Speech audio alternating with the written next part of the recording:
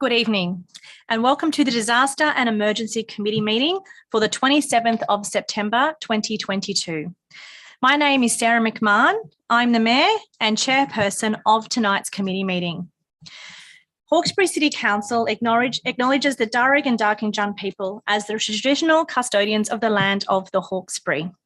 We pay respect to all elders, past, present and emerging, and acknowledge all Aboriginal and Torres Strait Islander peoples as the first persons of the country. Committee members and members of the public attending the meeting in council chambers are advised that in the event of an emergency, you'll be asked to proceed in an orderly manner to the nearest exit, following the guidance of our warden. I would also like to advise that meetings of council committees are recorded. In the terms of the Privacy and Personal Information Protection Act, this may involve the recording of personal information provided at the time of the meeting. The recordings are made to assist staff in compiling the minutes of the meeting and to enable the podcasting of council committee meetings. The provision of any information that is recorded is voluntary. If any person does not wish to be recorded, they should not address or request to address the meeting. The recordings may be made available to other persons where such access is in accordance with the relevant regulations. The recordings are stored on Council's record management system. For the benefit of those persons who will be addressing the committee, it is expected that you will refrain from making any insult, allegation, or personal reflection against any person present or not at this meeting. This request relates to both your address to the meeting and any answers given in response to questions from the committee. As a courtesy to others, it is requested that mobile phones either be turned off or turned to silent. Are there any apologies tonight? No, thank you. Declarations of interest. As required by the Code of Conduct, committee members are required to disclose any pecuniary and or non-pecuniary interest in relation to matters on today's agenda. Are there any interests to disclose?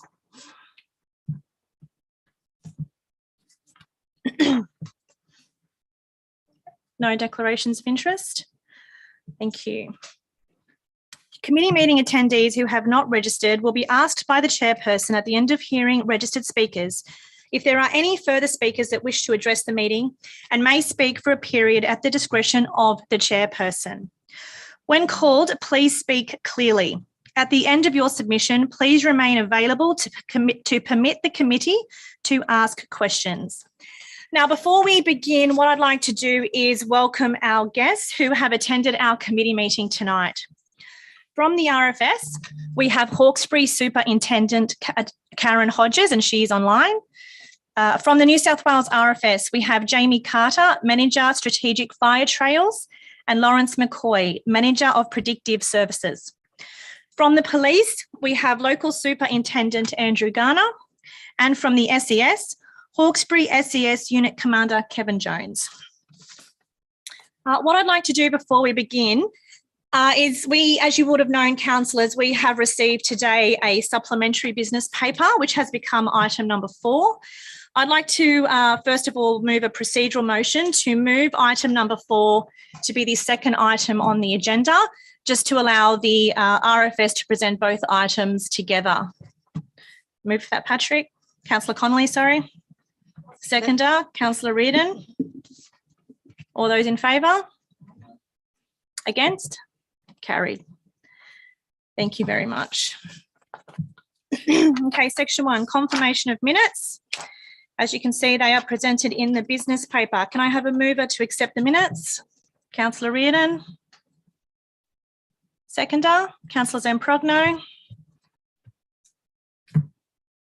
All those in favour? Against? Did you want me to read those?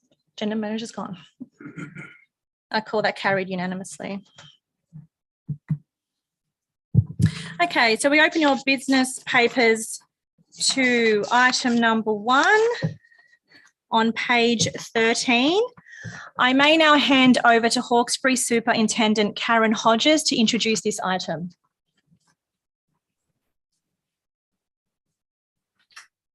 Good evening, everybody. Can you all see me yet?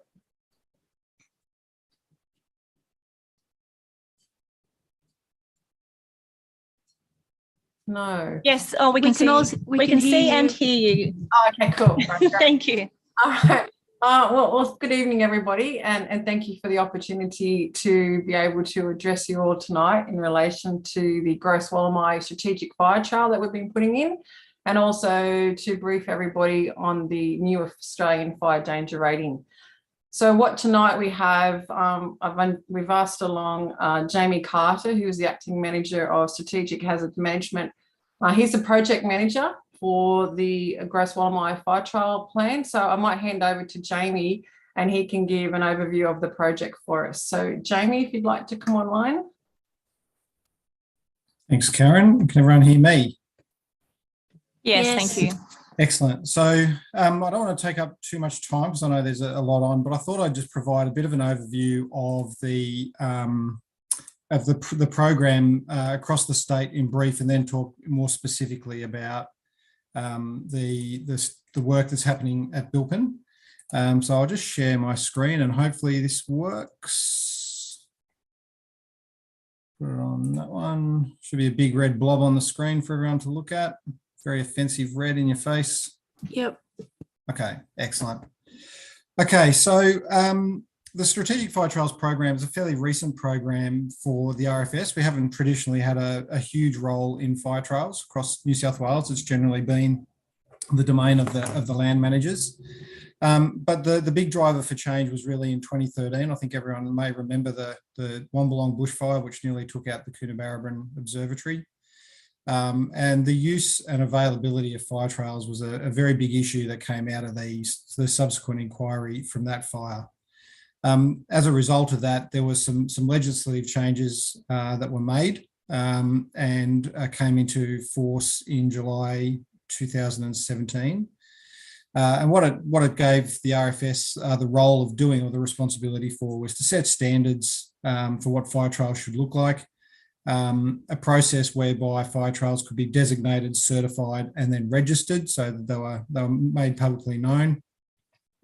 The ability or the requirement for the RFS to enter into private land agreements with private landowners, which is a significant issue, one of the big pieces of work up at Bilpin.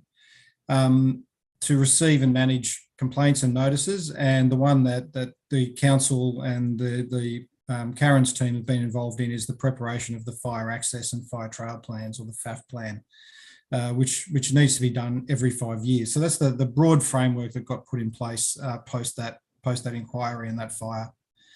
The network itself across the state, we break trails up into three categories, basically: strategic, tactical, and track other. And the strategic ones are the ones that are really our key primary trails across the state for firefighting.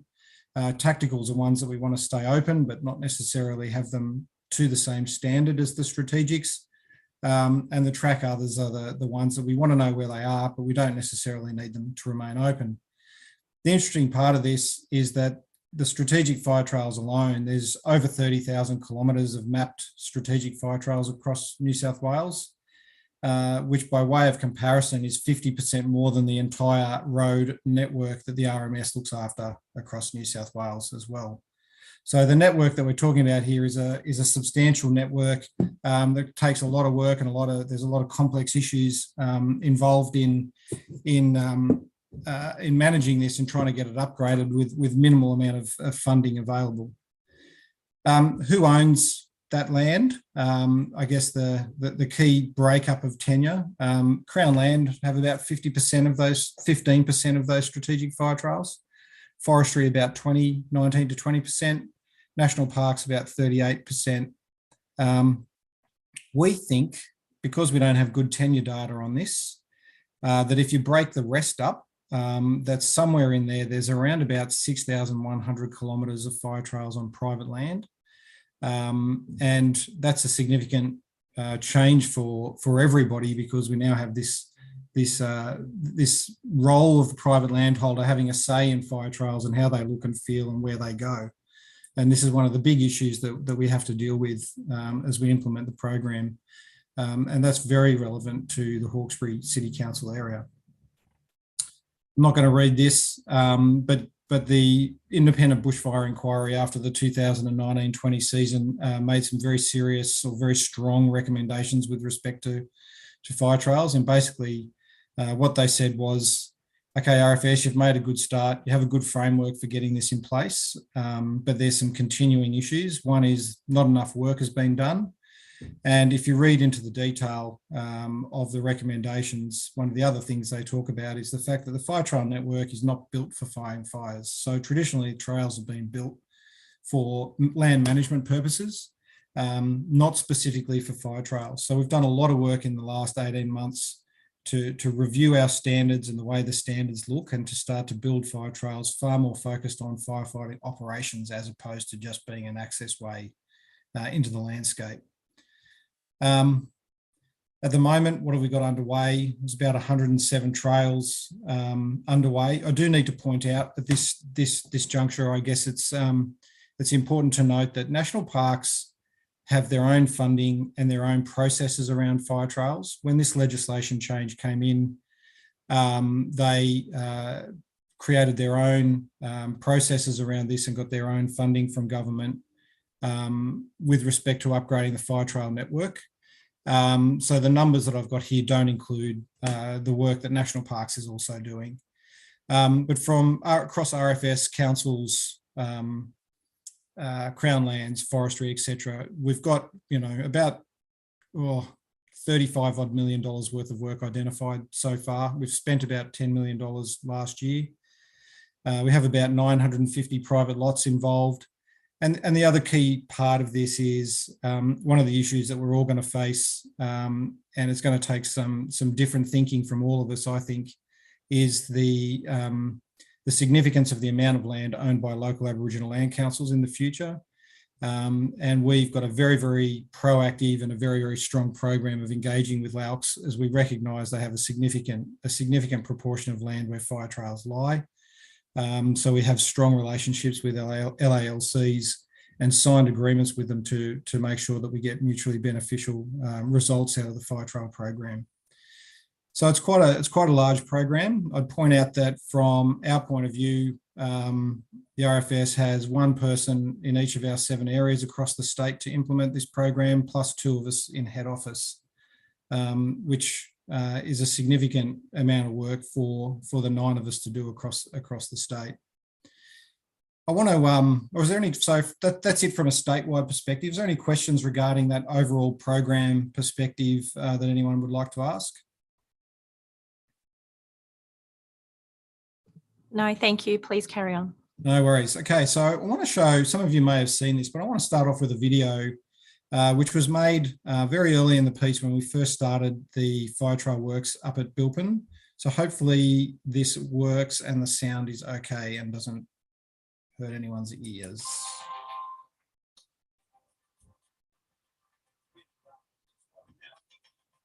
It's generating its own wind.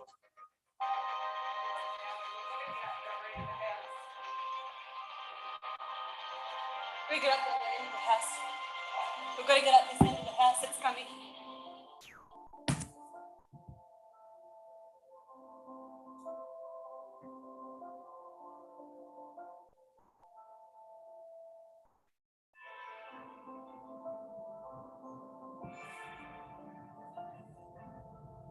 Look, the benefits of this project, obviously, it's driven by the big fire events and our ability to backburn to the fire to contain it at that time.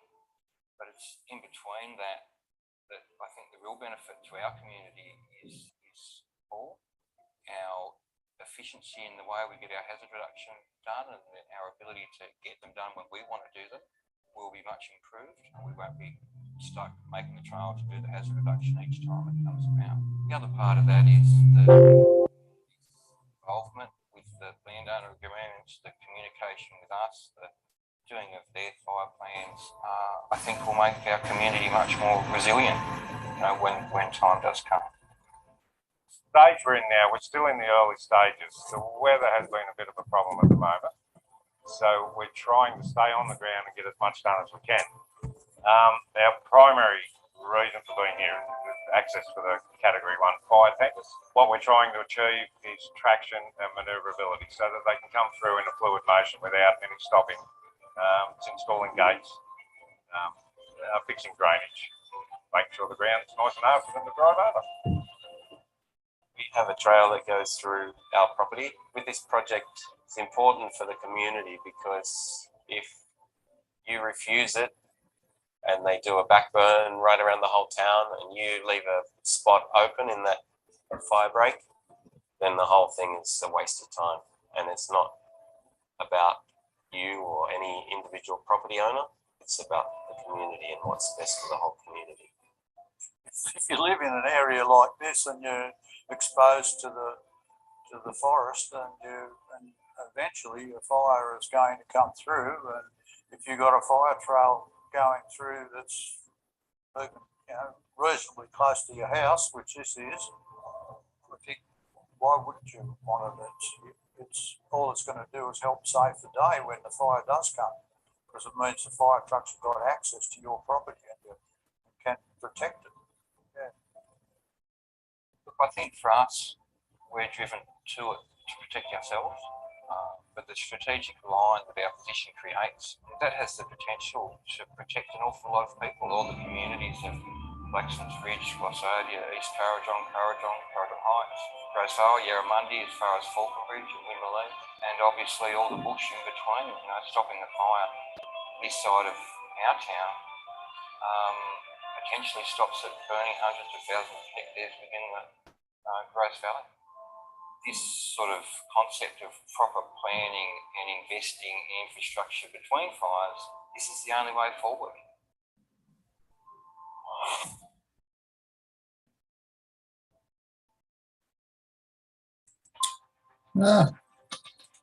Don't want to watch it again, do we?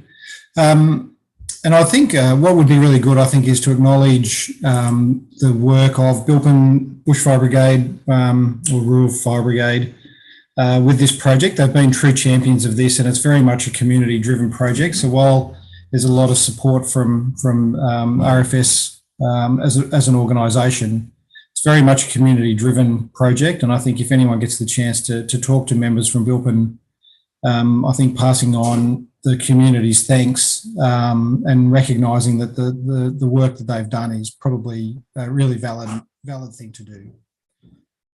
So when it comes to private property, so just about all of that trail, except for some very tiny pieces, is on private land. So when it comes to fire trails on private land, there's all sorts of issues and things that crop up around this. But very early in the piece, we made the decision that the RFS would take the bulk of responsibility for fire trails on private land.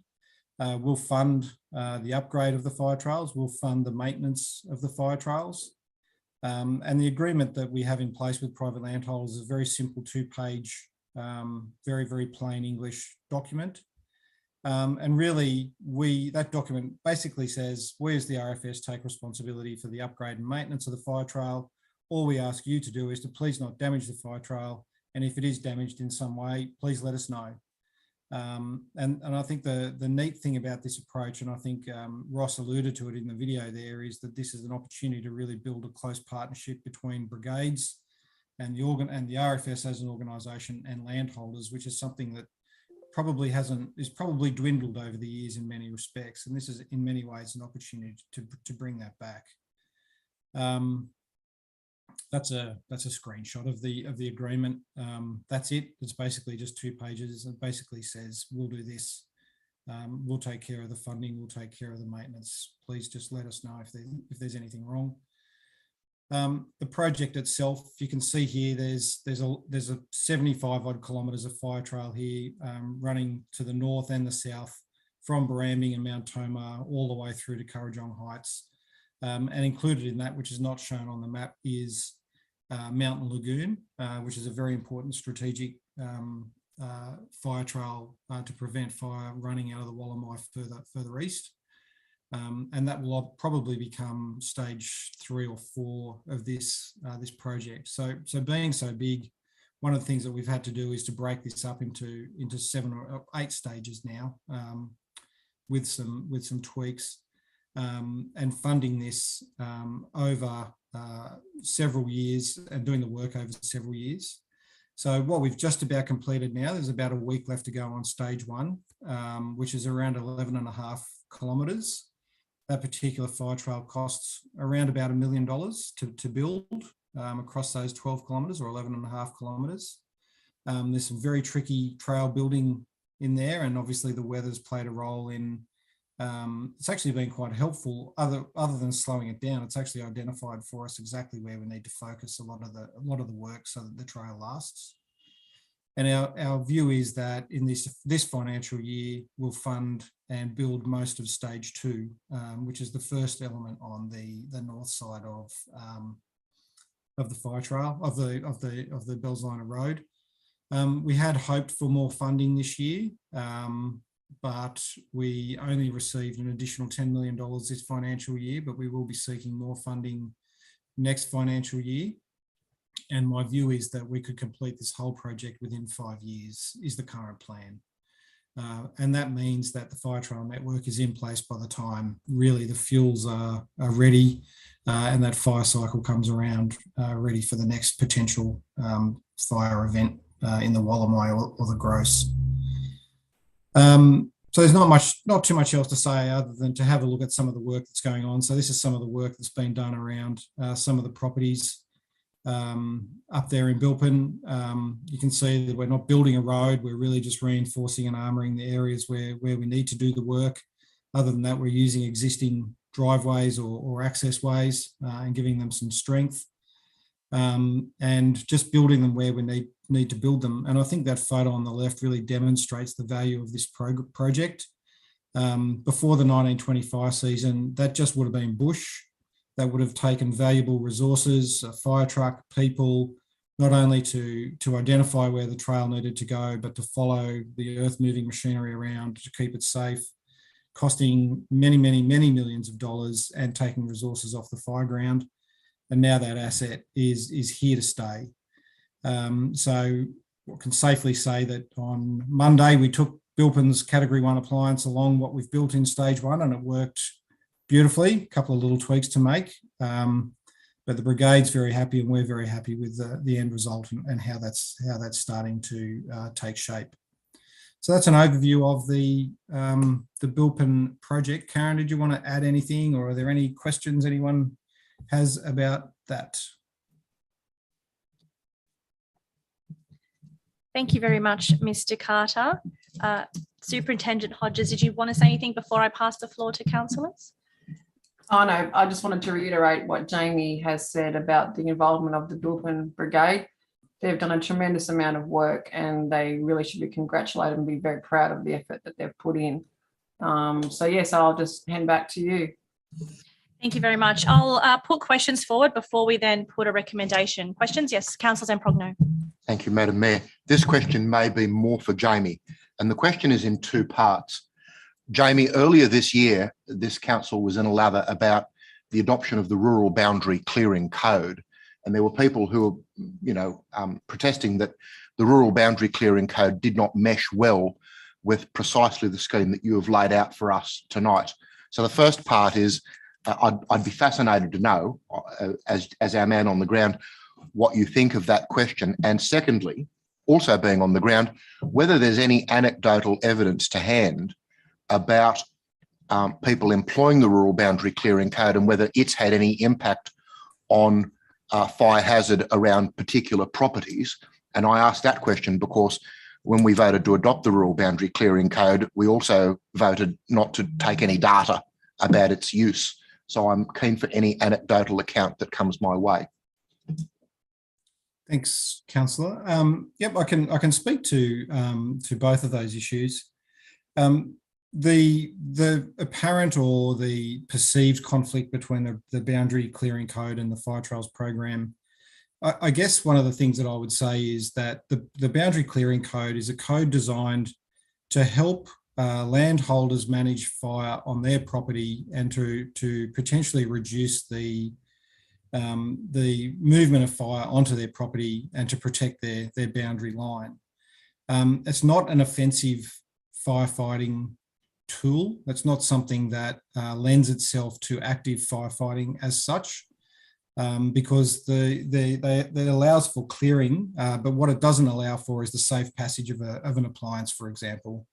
So our fire trail standards talk about grade, crossfall, diameter of curves, clearance of vegetation, the ability for trucks to pass each other, and it being an all-weather kind of surface. Whereas the rural boundary clearing code really just provides a mechanical clearing along a boundary line, which in my view is a passive form of hazard management, which has some undoubtedly under mild fire conditions would have some positive impact. Whereas the fire trail itself provides a firefighting asset. I think of them as an operational asset, no different to say a fire station or a fire appliance. It's an asset that we use for active offensive firefighting and also hazard reduction work. So they're not really comparable. They play very, very different roles. But my view would be, the more offensive firefighting asset sits with the fire trail.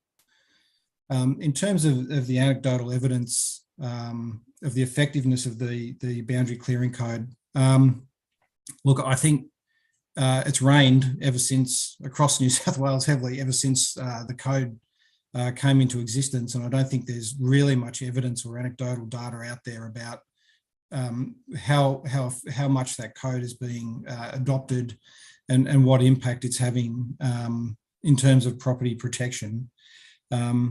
I have no doubt, though, that there are plenty of properties across New South Wales where the ability to clear along that boundary will provide an effective passive form of hazard reduction, mechanical hazard reduction work. And that I have no doubt that there will be stories where it's been effective in managing fire spread with the presence of an appliance or a landholder with suitable equipment at the same time as well. So look, they're different beasts. I think it's too early to tell, and I think they each have their role. Thank you. Councillor Wheeler. Thanks, Madam Mayor. A couple of questions. I'm not sure who's best placed to answer them.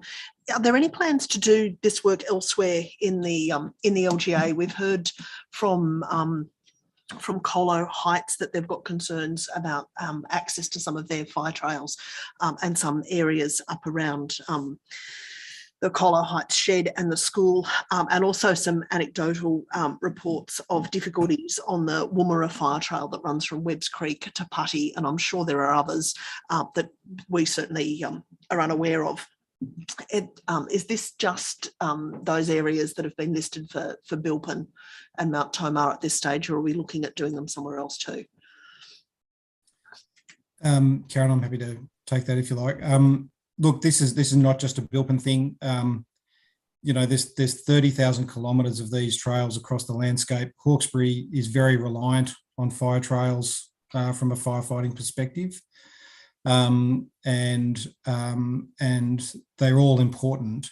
One of the things that the BFMC, the Bushfire Management Committee, really needs to take on, and I think what this whole change asks BFMCs to do is to be a lot more active in identifying which fire trails are really important, which ones are really useful, and which ones need attention and how they get prioritised. Like all of these things, if I put my bean counting hat on, I feel like this across the state is around about a $800 million program, which of course we're never going to get that amount of money in the short term to deliver this program. So we've got to make good decisions about which fire trails get funding. And I have no doubt that Colo Heights is another very exposed community which would be looking to get funding at least to maintain the fire trails they have, and then potentially further down the track with a view to upgrading them. And I think that's the Hawkesbury, which is so reliant on fire trails, is going to be somewhere where we spend a lot of time with this program. Thanks. That's really useful. And actually, this presentation to the Disaster and Emergency Committee came out of me attending the Bushfire Management Committee, where we were shown the presentation, and I asked that it come to council so that we could understand what was happening in the LGA. So thank you for discussing it with us, because I think it has been really helpful. Another question: what information have we given to the community so that they're aware of what's going on and their obligations in dealing with these trails? So there hasn't been a big public campaign. The video that we saw was certainly shared on local social media outlets. The brigade is obviously, and the brigades are very aware of what's happening. One of the things for an individual landholder, though, one of the things that we do is engage as early as we can with the landholder. So you might imagine that some landholders would rightfully be quite nervous about a government organisation pushing a road through their backyard and wondering what that's going to look like and what that means. So we take a very a heavy engagement process with this. And this is again where I think the local brigade up there deserves a real big thank you, is because they've done the large part of the engagement with the local community up there, and sitting down with the cup of tea and explaining the program, what it looks like, what it means, and the fact that, you know, the ultimate outcome here is for us to be able to provide better protection for yourself and for the broader community and our firefighters. And there's probably no hurdle on your property that we can't overcome one way or another, and just answering all of those questions. So we have, you know, a range of information, frequently asked questions and guidance packs and that sort of stuff for landholders as well. And I think one of the things that we do in some other parts of the state is actually community meetings. So actually when we're talking about upgrading a particular fire trail, holding a community meeting to talk about the fire trail, the program itself, the obligations of us and the responsibility we're taking on, and what we ask of community members. And from that, it then goes to a more individualised style of engagement. So I think for us, we want to be true to that concept of it being a partnership, and that means lots of conversation. And so has one of those community meetings been held in Bilpin so that other landowners, say adjacent landowners, are aware of what's going on? No, not that I'm aware of. I think it's really been one-on-one, more style towards one-on-one engagement up there. And it seems to have, so far that seems to have worked. I think now that we've got some fire trail built and people can kind of look at it, look and feel it and see it, maybe something down the track is more community-based style of consultation would be appropriate. So it's definitely worth thinking about. Thanks. Thanks, Councillor Wheeler. Councillor Lyons Bucket on Zoom. Thank you, Madam Mayor, and thank you for that wonderful presentation. I think that was really good, and thanks to the efforts of the RFS and the Bilpin Fire Brigade in getting that up and running. It's going to make a big difference, I can see. I just had a question about whether or not you'd had perhaps any resistance from any landowners and how you would deal with that if somebody was not agreeable to having part of the trail on their land. I can't see why they wouldn't be, but if perhaps there was, is there an alternative? Would you take it back through some national park or something like that? Has that been an issue? Look, it is everywhere. So absolutely across the state, there's always some people who don't want to participate in the program and completely understand that. And I think, we expected that as well. And I think and I think the Bilpin project is a good example of this, where, say, the thing is, everyone on stage 1 and stage 2 so far has signed on the dotted line and said, yes, we want to be part of this. And I think that's really remarkable. But if there were one of those blocks where somebody didn't want to participate, it doesn't mean that the whole project or that the whole fire trail project is done with. We can actually build the fire trail up to either side of the property and get the maximum amount of fire trail in there as we possibly can. Of course, what we have noticed in some other areas is where we've done that, when the neighbours or the people who didn't want to participate have actually seen what's happened and seen the end result, they've actually put their hand up and said, hang on, we'd like to play now. Can we talk about this again? But look, everybody has a right to say no, and we completely understand that and completely appreciate it. And yes, we would look for alternative pathways if it was to go back into the national park or to find a Crown corridor or an electricity easement or something like that. We'll always try and find an alternative. But if the worst case scenario is we essentially just build up to the boundary on either side, and if a fire event does occur, then we deal with that in a different way. There's obviously a different set of powers around the ability to access land in the event of an emergency, so you know we don't want to strong arm anybody into anything or pressure anybody into anything. Again, it's about how do we do this in a partnering way. Thank you. Thank you very much, Mr. Carter. We appreciate your time this evening. Would anyone like to move a recommendation, please? Councillor Connolly? Happy to move the recommendation. Do I have a seconder, please? Councillor Reardon? Councillor Connolly, do you wish to speak? No, not at this point, no. Thank you. Councillor Wheeler. Thanks. I note that recommendation 2 is to identify matters for further action or resolution by council. Could I identify a couple of matters? Firstly, that I think we probably need to, and I think it's normally the mayor who attends the Bushfire Management Committee, that the mayor brings up the issue of the other fire trails in the LGA and the condition of those. Obviously, we're not in a position to discuss those at any length because that's not our area of expertise. But certainly, the different RFS brigades will know that if we can at least be appraised of where of other areas where we could perhaps seek funding to extend this program or to assist with gaining funding for the RFS to improve those fire trails, because they do make an enormous difference to both the safety of the firefighters on the ground and also to property protection. And could we also perhaps suggest a public meeting for Bilpin? There does seem to be a little bit of confusion about this issue, and I think some of it might be resolved by the public being better appraised about what's going on. Thank you, Councillor Wheeler. Considering we're in a committee meeting and not quite a council meeting, I think we can all sort of be a bit flexible with our debate. Councillor Connolly, how did you feel about those additions to the motion? Yeah, that's fine. I just want to clarify on that point too, with the suggestion is that council is suggesting to the RFS that they should be holding a public meeting, or is the suggestion that council should be taking the lead in holding a public meeting? I think it's an RFS matter. I don't think it's council's place. Okay, yeah, as long as that's clear. Did you want to come up with some exact wording so we can put that on the board? Sure.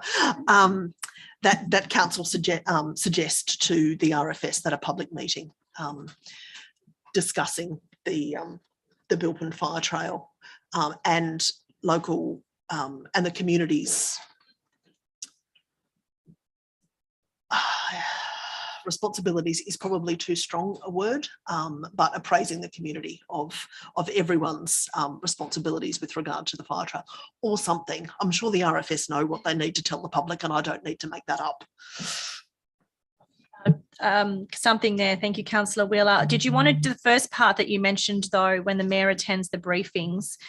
You wanted the mayor to specifically mention to the RFS that they would like further information on other trails in the area. Is that what you were saying? Fire trails that perhaps need additional funding and maintenance, and then we can use our advocacy to push for that. It sounds like it's a fairly expensive process. You okay with that, Councillor Connolly? Yeah, I'm just wondering, just on that second point, whether rather than us tell the RFS they should be having a public meeting, should we tell the RFS that we think that there's confusion in the Bilpin community about the program and that further engagement's required, for example, perhaps a public meeting, something like that, but we're not being so prescriptive that we've demanded a public meeting and not left it up to the RFS what they think is best? I don't mind, but I think one of the things that we're going to see with this is that in some instances it's going to be council's compliance. It's going to be dealing with any transgressions, and I think we do have a capacity to say to the RFS, the community needs to be really well informed about how this is going to pan out, because they have a responsibility to make sure this works too.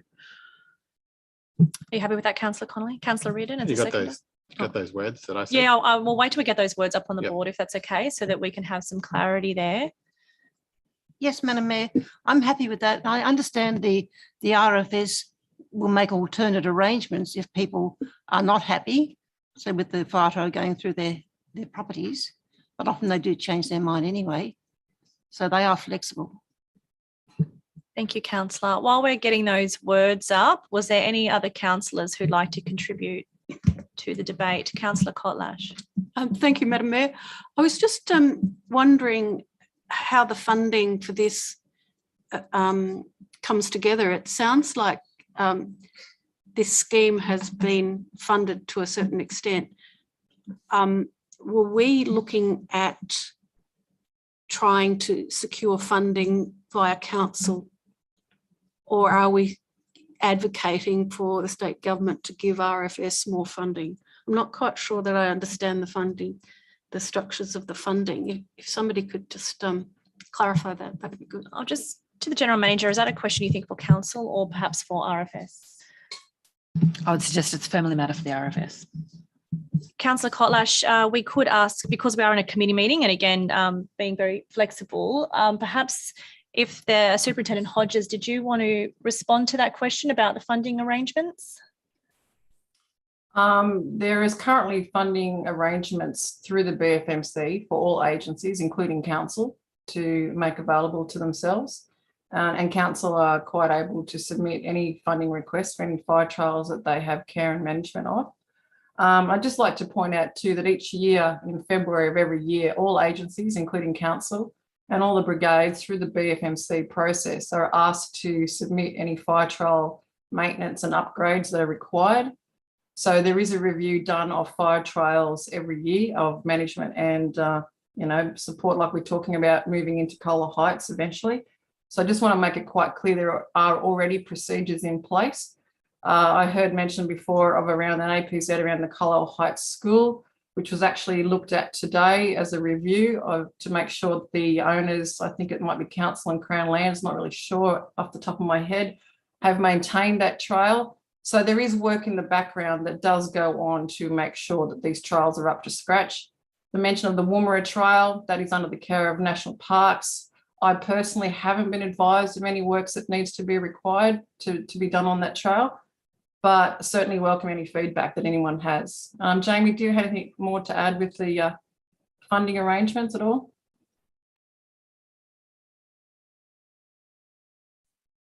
Yeah, Karen, so everyone, the funding at the moment is through the RFS grants program. So we get allocated funding every year from the state government, which is available for grants for hazard reduction works, and that includes fire trial works, APZs, hazard reduction burning, that sort of stuff. So it's a bidding process, but by the same token, what we're trying to do with the fire trails is gather good data on the condition of fire trails and be a bit more planned than just random bids coming in. So I think it's something that what we should, the BFMC can, and sounds like the BFMC is doing a good job of understanding the program as they need it to unroll over the next few years. And my job will be, Karen will hold me to account on this, my job will be to make sure that the right amount of funds flow to Hawkesbury to get the work done. Sounds good. Thank you very much, Mr. Carter. Is there any other councillors? Thank you, Councillor Sheether. Yeah, thanks, Madam Mayor. Jamie or Karen, can we be provided with a map and the stages and when they've been proposed of the total length, where it starts and finishes, and the proposed timeline of those? That'd be really really keen. Absolutely, no problems. Thank you. Any other councillors? No. Right of reply, Councillor Connolly. No, I'm just going to quickly read the final motion.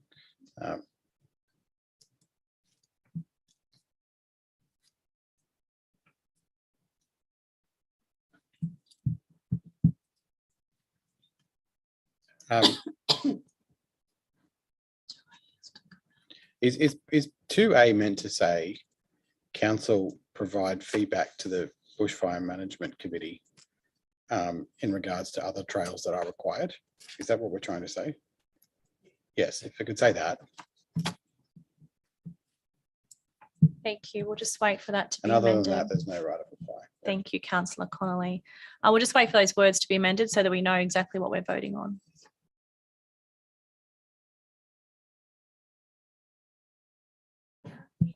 Does he want me to repeat the words? Yeah. I don't know.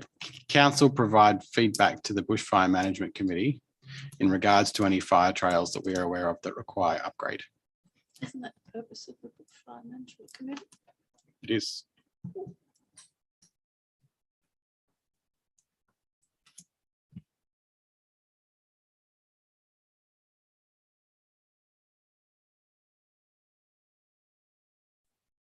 Could I suggest, Madam Mayor, while we're waiting for the wording, that there will be a Bushfire Management Committee meeting around the end of October, early November, and whoever council's representative would be able to provide that information. That's just a suggestion. Thank you very much. I appreciate that, Superintendent Hodges. Okay, I think we've made those adjustments to the wording. Just confirming with our mover and seconder that you're happy now with that.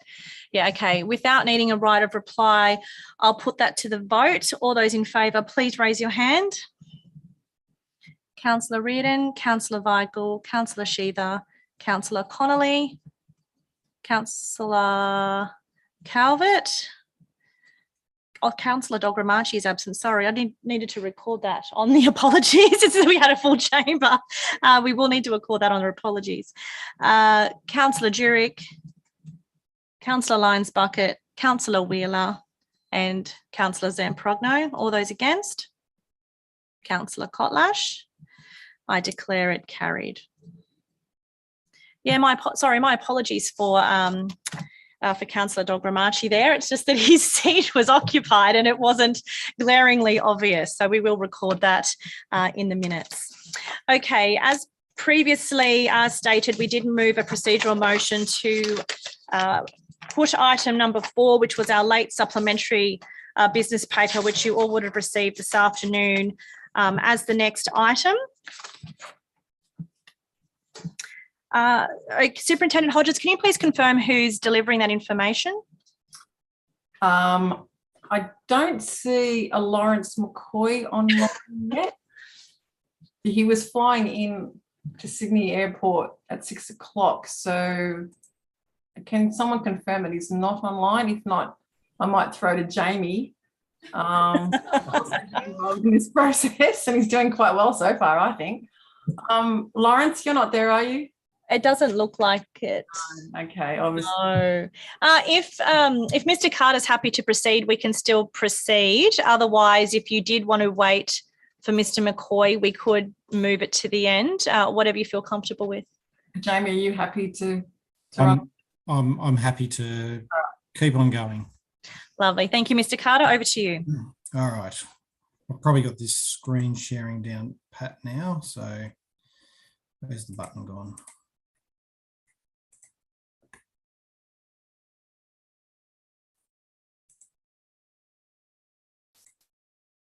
Okay. Okay, the fire danger ratings, which are now new fire danger ratings, which are now in force. If I stumble over this, please forgive me. I guess one of the big questions is why. So why did the fire danger ratings need to change, or why were they seen to be a requirement to change? There was a couple of elements to that. One was that there was not a good level of uniformity across the country around fire danger ratings, and the Royal Commission into national disaster arrangements that came after the 1920 season, recommended that a more consistent and unified or single version or single form of fire danger ratings across the country was important.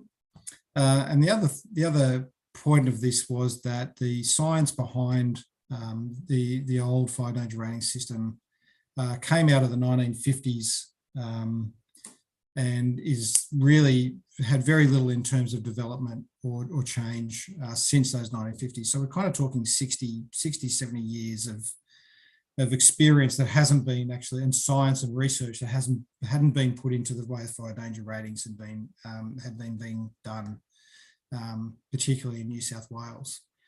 And I think the interesting thing is the science we were relying on was a gentleman by the name of MacArthur and a couple of his mates who wandered around the bush at the back of Canberra and lit things on fire and measured flame height. And it was all, while it was all very good, it wasn't robust science. And we're now in a position where we have a huge amount of data and science and technology that can give us a much more informed and relevant fire danger rating system. One of the big things that changes in fire danger ratings here is the way it interfaces with the community. So a lot of community research went into this project. So it was one of the largest surveys actually ever conducted in Australia. And what it found was that most people knew about the fire danger ratings, and with a little bit of prompting, the numbers were extraordinarily high, about 93%. However, just about everybody, or half the respondents, believed that the ratings were a prediction of how likely a fire was to occur, not how severe a fire would be or what danger a fire represented to them should it occur. And there was very little consistent messaging about what actions a landholder or a resident should take at each of those fire danger rating levels. And there was definitely a sense within the community that unless it was on orange or red or black, you didn't really need to do anything. And that's quite a troubling message, because in the old system, there were a number of recorded deaths and a lot of very significant property damage recorded when the old fire danger rating system was in the very high range, which happens quite consistently. One of the really key things here is just the way that we're moving from 6 different fire danger ratings to 4 to simplify the messaging and simplify the work that needs to be done. It's actually 4, but there is a nil start thing as well. So you can see on the slide there, the new sign, which is in the middle. There's a white bar underneath moderate, and that is to be able to turn the fire danger rating system off. Feel like it's not a great message to the community as they drive over North Richmond Bridge, or they get to North Richmond Bridge and they can't cross it because it's flood and pouring with rain, that the fire danger rating sign still tells them that there's a moderate fire danger and a chance that a bushfire might occur. So this idea that let's be realistic and let's say that there are days and that there are times in our climate and in our weather system where fire danger really doesn't exist to any significant level, and that we can essentially turn the fire danger rating sign off. And that the research also showed that had a significant impact when the fire danger sign actually showed a level. Then it was a noticeable difference, and people could actually notice something had happened and something had changed and that they may need to do something. So the signs themselves are much clearer and much more simple, and they have a community messaging element to them. So for each of those fire levels, those fire danger rating levels, there is a community action to go with it, and we'll go through those in a bit more detail in a minute. But it actually starts to say, you know, you need to do this now. On this day, this is what you need to be doing. So while there's more information on the sign, it's actually more informative and it's simpler to digest the information as well. And a lot of work's gone into where the boundaries between the different fire danger ratings sit and the messaging that goes with each of those and what the optimum messaging would be. The 4, this is the key to this now, is very clear community messaging around the fire danger ratings. So at the moderate level, the key message is plan and prepare, and that is what would appear on a sign. And what the science would tell us is that at that level, most fires can be controlled, and that's really a good idea for landholders to stay up to date and be ready to act if there is a fire. And you can see how this escalates during the different stages. With the fire behavior, talks about this thing about fire behavior, which is something we've not really talked about explicitly around this before. So from the most fires can be controlled to fires can be dangerous to fires will spread quickly be extremely dangerous, and at catastrophic, the data says that lives are likely to be lost at that level. So they're quite powerful messages that give people an indication about what kind of fire behavior could be expected at those various levels, and also some information and some supporting messages about what to do and to prepare yourself in the event that the fire danger rating is at those levels. And hopefully we can make this presentation obviously available to everyone. And I think it's worth actually just spending a little bit of time digesting some of this messaging that goes with this new regime, because it's important that we, I think, do work with the community in terms of making sure everyone's clear about it. So what changed, I guess, is the really key thing here. The old fire danger rating system was based only on 2 vegetation types. It was basically based on bush, forest, and grass, and that was it. And anyone who's been around Australia or New South Wales knows that we have some vastly different types of vegetation types across our landscape, and fire behaves differently in every one of those fuel types.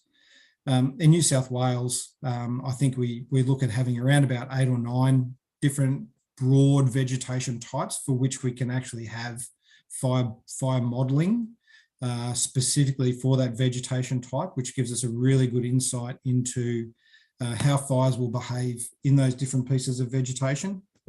And it'll give much more specific information about how people can prepare, not just residents and landholders, but agencies, companies. For example, forestry are very interested in having a pine-specific model, which gives them their thresholds about when their levels of preparedness and readiness, etc., kick in to protect their softwood plantations. So the idea that we can actually track and monitor fire behaviour across the different vegetation types is really key to the new science that sits behind the AFDRS Australian Fire Danger Rating System. And I think Lawrence might be online now, isn't he? Are you there, Lawrence? Yeah, I am, Jamie. You're doing a great job. You don't want to take over? How do you feel like? Well, how about I keep going and then you can add and fill in the gaps. Sure. So the different models really, as you can see by this demonstration here, give us just a really good indication and a really good scientific way of being able to understand fire behaviour in each of those different vegetation types. And where this gets really interesting is where you have for example, a part of the landscape where you have a mix of vegetation types, and you know, if you think about an LGA that's got a coastal strip with a lot of heath along it, which then also gives way to some forest as you move further inland, and then there might be some pasture and some grasslands where some cropping might occur, and all different types of vegetation giving us all different types of fire behaviour. And what this allows us to do is to model the danger and the risk in each of those fuel types. And then when we get more sophisticated, this to be able to be more targeted with messaging to different parts of the community about fire danger and the risk that's associated with it as we implement this program more and more. How about I go for it, mate? Go for it from here, Jamie. I think Jamie's done a great job in explaining I guess, the benefits of the AFDRS for the community and also the science that underpins it. So for those that don't know me, my name's Lawrence McCoy. I'm the Manager of Predictive Services, and as part of, I've been part of the team that has been implementing the Australian Fire Danger Rating System for New South Wales. And so if we move forward in the implementation slides, we can get a little bit of insight into how that implementation has been rolled out. And so there has been significant change for us, not only as fire managers and not only for the Rural Fire Service, but all firefighting agencies around the nation. And there's also change for people who also use the fire danger rating system. But part of our rollout that's happened prior to the 1st of September and after the 1st of September has focused on the design and installation of the fire danger rating signs. We've had an extensive public education and awareness campaign, and there's been adaptation of the new AFDRS to all of our information that we share with the community. And we've been working with our agency partners and providing updates, and there's been a huge amount of work for us in updating our systems and our training and our policy and procedures. And I guess for the community, we launched it with Get Ready Weekend earlier on this month. And I guess there's been a range of interim measures put in place, and the most visible of those is the fire danger rating signs, where we've replaced all of the manual signs around the state. We've actually overachieved. We plan to replace 560, and I think there's been around 590 replaced, and we're still finding more. So if there are signs out there, and particularly in the Hawkesbury LGA, please let us know if they haven't already been replaced. We are working on a longer term strategy at the moment for the electronic signs. And you may have noticed for areas with electronic signs, we have implemented an interim procedure where we've got these VMS trailers in place. So if we move on to the next slide, there's been a national marketing campaign or national campaign release, and there are some TV commercials, and we've had radio announcements and our traditional media and also social media releases of the AFDRS. We move on to the next slide. We have an example of this. I'm stuck. Oh. You're stuck? All right. Hopefully if you click on this, Jamie, our television commercial will play. No, if you go back, maybe if you hit the down arrow. No, that's not going to play. That's a shame. All right, so there is,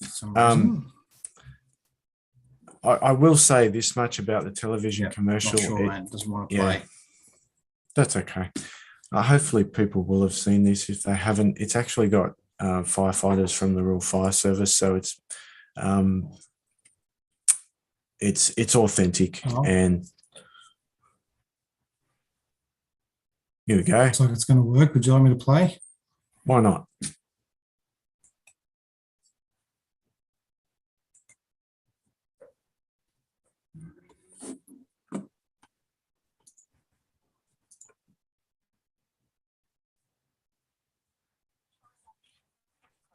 So we've used our knowledge to change the fire danger rating system. It's now simpler and clearer, and it could save your life. Each level shows how dangerous a bushfire could be and comes with clear actions to take. Catastrophic fire danger rating comes with clear actions for the new fire danger rating system. Know the changes. They could save your life. Thanks, Jamie. Apologies if that was a little bit fragmented. Might be the line speed there. All right. So in applying this new system, there's obviously some significant changes, as I mentioned before, but changes for organisations like Hawkesbury Council to consider are policies such as the open burning policies, and maybe there's some conditions around that relating to fire danger ratings. Community information that goes on the web, and the information that is provided to the general public, such as your brochures and pamphlets and so forth. But there may be some considerations that need to be made around internal documents for council, such as what we call operational readiness triggers, or when you might be using facilities, or when you might be closing those facilities, when you might be staffing those facilities, for example. And then, obviously those operational arrangements that might be associated with increases to fire danger. Okay, we might move on to the next slide.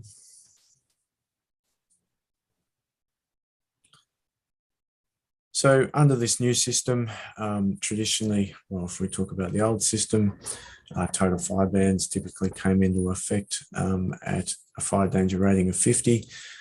They will, a fire danger index of 50, or when the fire danger rating reached severe. Under the new system, total fire bans will typically be applied at extreme or above, which, although the name for that fire danger rating category changes, for all intents and purposes, the fire behaviour that you would expect associated with that fire danger rating category doesn't change. Typically, when fire permits are suspended, will be aligned with the high fire danger rating category. And again, although that name change, it appears as though we're reducing the threshold by when permits would be typically suspended. The fire behaviour that you would expect in that new high category aligns with the old very high in the old system. So in effect, all that really changes there is the name. Probably not as relevant for Hawkesbury as the harvest safety alerts. All right, might move on to the next slide. I've spoken a bit about the fire danger rating signs. I'm not sure if we need to say too much more about that, but as I said, the longer term electronic sign strategy is underway or being developed at the moment. All right, move on to the key points here. We've got this new system, it's kicked off, and we've got through the initial phase of rollout of the Australian Fire Danger Rating System in New South Wales. Now we're moving into the next phase where we're embedding the changes, and we're moving from those non-critical changes that needed to happen prior to the 1st of September onto the changes that we could take a little bit more time to implement. So it's going to take some time to fully embed this system. There may be changes required for Hawkesbury Council to the policy and procedures if they haven't already happened. And there are opportunities to consider the AFDRS in the future for, I guess, broader bushfire risk planning considerations like building in bushfire prone areas or like but some of our other programs like neighbourhood safer places. But for the moment, those land use planning changes will remain with the old system. But there is some links there where we can find out some more information or to contact if you'd like more information. And we'll move on to the next slide, which is what's next for us. So I think, well, it's actually what's next for everybody. We need to make sure that our signage reflects the new system. Documentation needs to be upgraded if it hasn't been already. And we need to continue that communication with the community, but also with our people that are implementing this system. And so we can provide you with some of that information to support and update policies and procedures. And I will nominate volunteer our local fire control officer there, for Karen Hodges, to help out with some of that adjustment, but certainly from a headquarters level we can provide support as well. And there is a wealth of information that can be promulgated through council, traditional forms of communication that council have. So I'll leave it at that. Apologies for being late and happy to take any questions. Thank you very much, Mr. McCoy. And as the Mayor, just would like to formally welcome you to joining us tonight. Thank you very much. And thank you to Mr. Carter for beginning that presentation. I'll just ask councillors if there's any questions. Councillor Connolly. I just had a question, probably for the General Manager. Will Council receive a briefing on any changes required to our policies and procedures, or a report? I think Council would just need to take it on board, and absolutely, if there are changes required, we'll absolutely brief you on those. Yeah. Councillor Kotlash. Thank you, Madam Mayor. I was just wondering what the scale of the signs that is when you're out and about in Hawkesbury. I mean, Hawkesbury is a huge place, and I often wonder when I cross the bridge at Richmond, when I see that warning sign, does that apply to the whole LGA, or how is that implemented?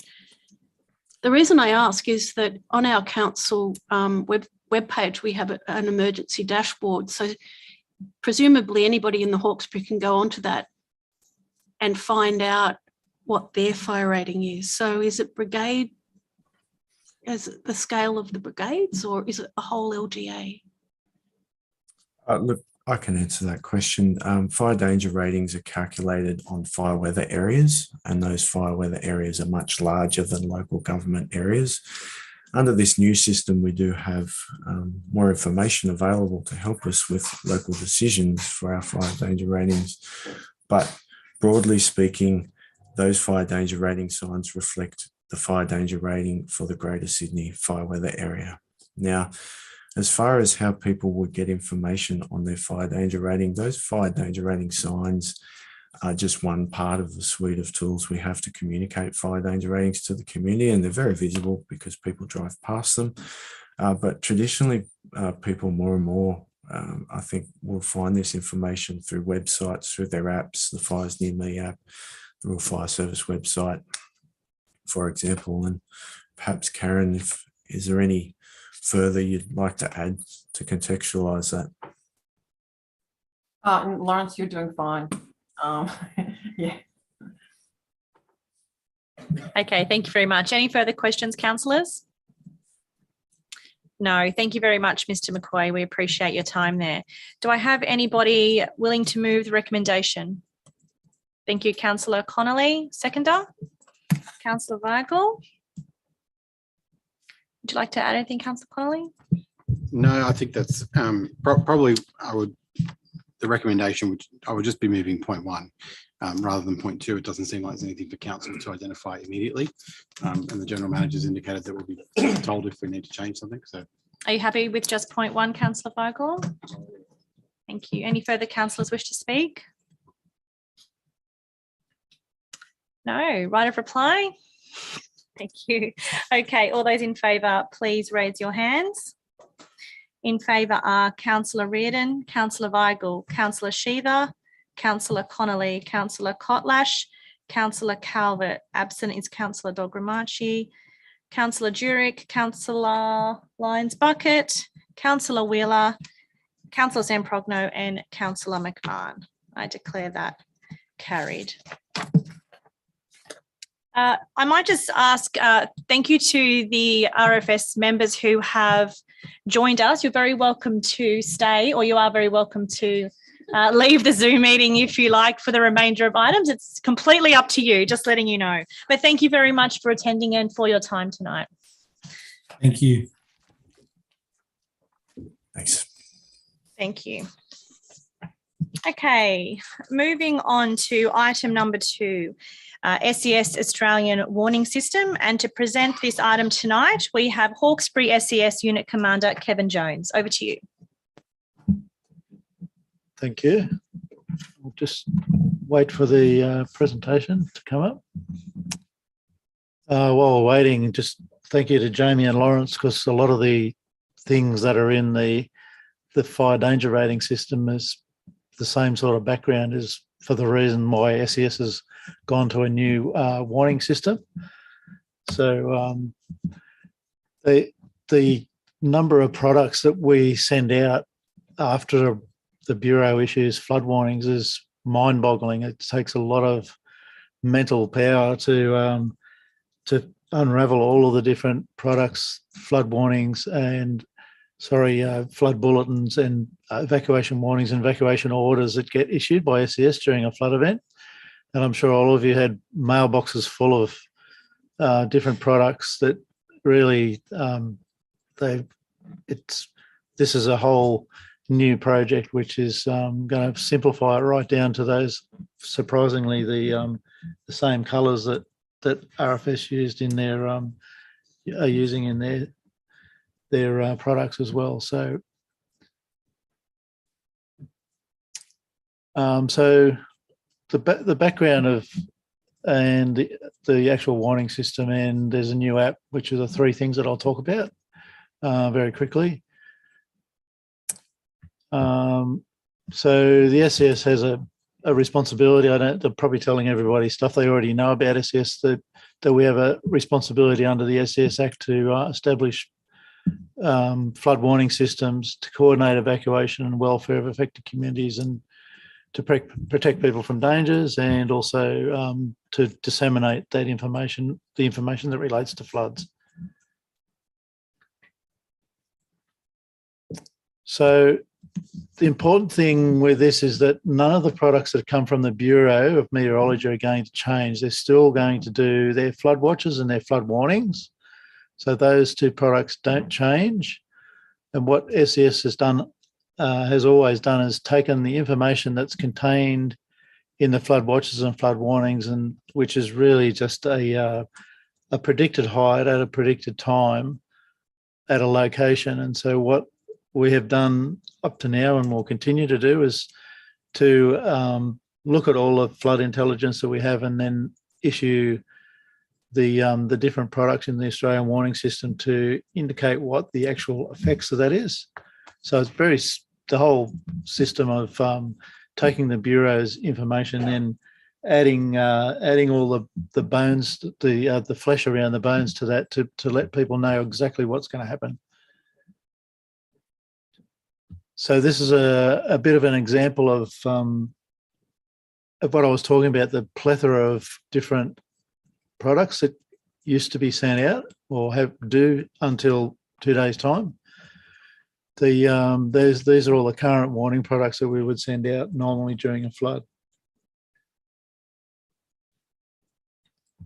So similar to what the background that Jamie and Lawrence talked about, is that there's a national framework being endorsed by the Australian New Zealand Emergency Management Committee, and they have done a whole lot of social research, and it was actually what the third largest social research study conducted, with over 20,000 participants, to come up with the design and the colours and all that sort of thing.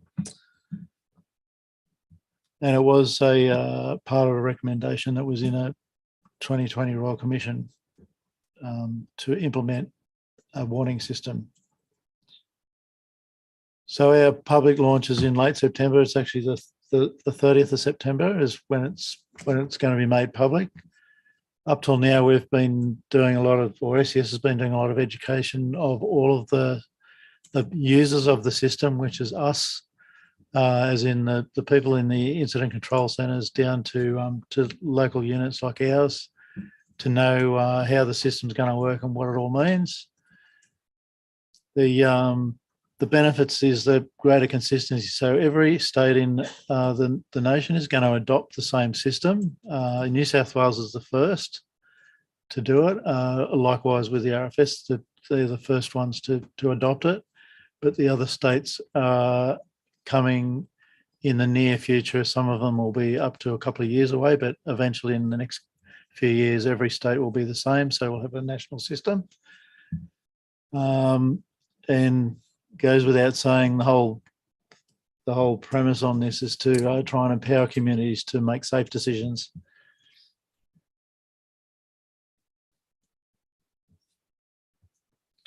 So the AWS, the system is, this is the symbology that's going to be used in increasing consequences of community. So it starts with the low level yellow symbol, which is basically low level flooding or the flood threat is easing. So the way that the system will work is that it will scale up and then scale down again as the water rises and falls. So the low level flooding stuff could also mean that the floods, the threats are eased, and there's still some hazards exist in that scenario. And then as we go up to the orange, which is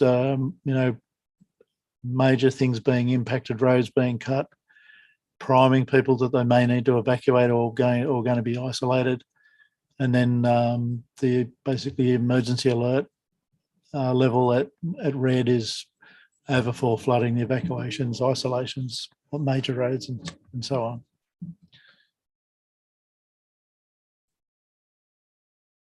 So yellow, the advice status or warning, and these are very similar to what we've seen from RFS in the past as well. So adopting the same yellow colour that's in the lowest level of the fire danger ratings.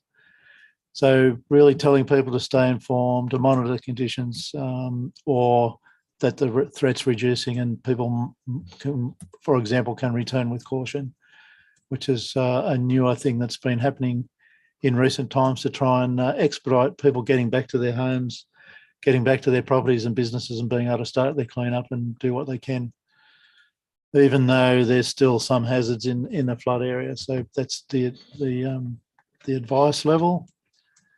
And they sort of run parallel. The flood watch and the minor flood bulletin are stuff that were happening up till now, the minor flood bulletins, and they'll be replaced with an advice that describes what the effect of the flood watch is going to be. So then the orange level, the watch and act, so prepare to evacuate, prepare to isolate, depending on the location, their evacuation routes and so on. Some communities, like lots of the areas in the McDonnell Valley and the Colo Valley, will be isolated rather than be able to evacuate. And then lots of the other areas, more populated areas, our action of choice is to evacuate them, even though recent research has told us that not very many people do. And also to let people know who are travelling and so on to avoid the area, because there's going to be flood water and we don't want people driving into flood water and so on. So and that these will go hand in hand with things like the major flood warnings, minor flood warnings, and so on, moderate flood warnings, depending on where they are. And it sort of replaces things like the moderate flood bulletin that SES would put out, the major flood bulletins, and also evacuation warnings. They'll come out as a watch and act and prepare to evacuate or evacuate. And then the emergency warning level, the red one, is evacuate before a certain time, or evacuate now, or shelter now. So shelter now goes with the people who are going to be isolated. They need to either shelter or move to higher ground. And this will basically replace what we've previously called an evacuation order in the old products.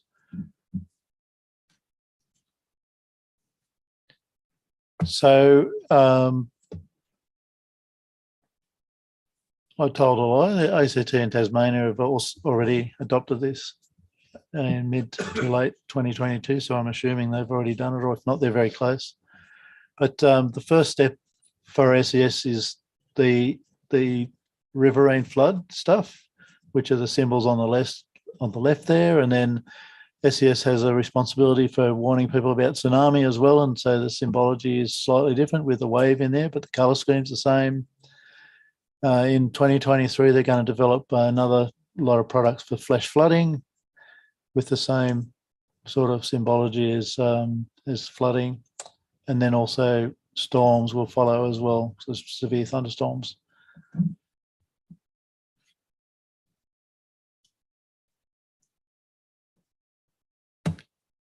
So in the products that we bring out, there'll be these elements. So that it'll talk about the location and the hazard. So the type of hazard, for example, the flooding in Lismore, types of hazard impacting the community and the location. So in our area would be things like Richmond lowlands will be inundated, and then an action statement will say something like to guide the community, and an example of that, it says there is to stay informed. So we get a flood watch, we can issue a thing saying there's a chance of low-lying areas being inundated, and the action statement is for people to stay informed, watch all the information that's coming out, keep an eye on the river if you've got pumps, and so on and so on. So action statement, and then the warning level, which will be one of those 3 warning levels that we've shown there before.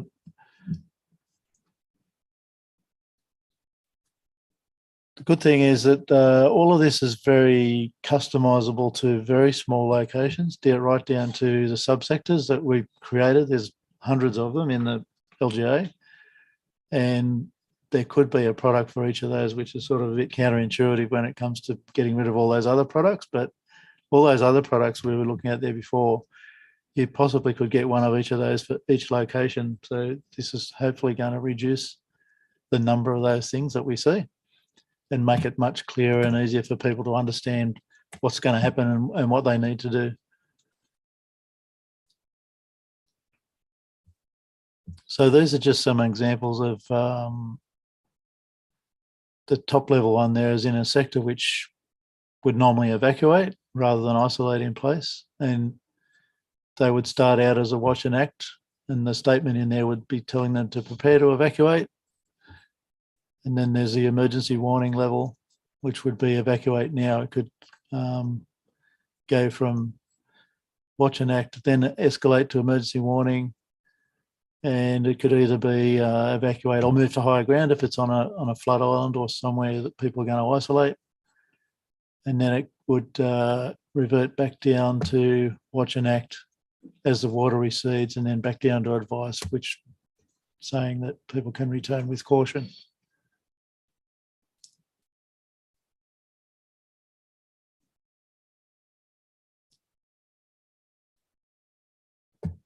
So this pretty map, it's a shame it's not of the Hawkesbury. There'd be about 300 of those little triangles everywhere. But the whole thing is that in a lot of areas, not in the Hawkesbury, but a lot of areas, they've been doing very broad warning products and bulletins that are basically based on riverine systems rather than getting down to locations. And they really need to be location by location, because the situation at somewhere like Richmond Lowlands is very different to somewhere like McGrath Hill or the McDonnell Valley or the Colo Valley. They're all very different. So they need individualised products, and they will be.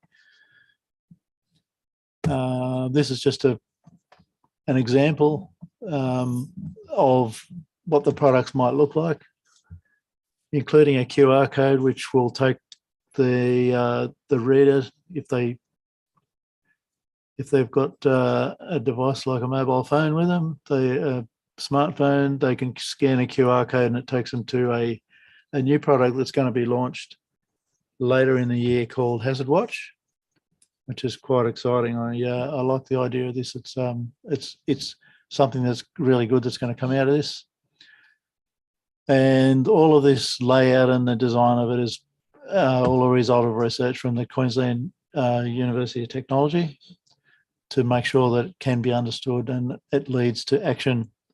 I'm not quite sure how they can get inside the people's heads to make them act and think the right way, but this is a better way to lay it out and tell people about what's happening.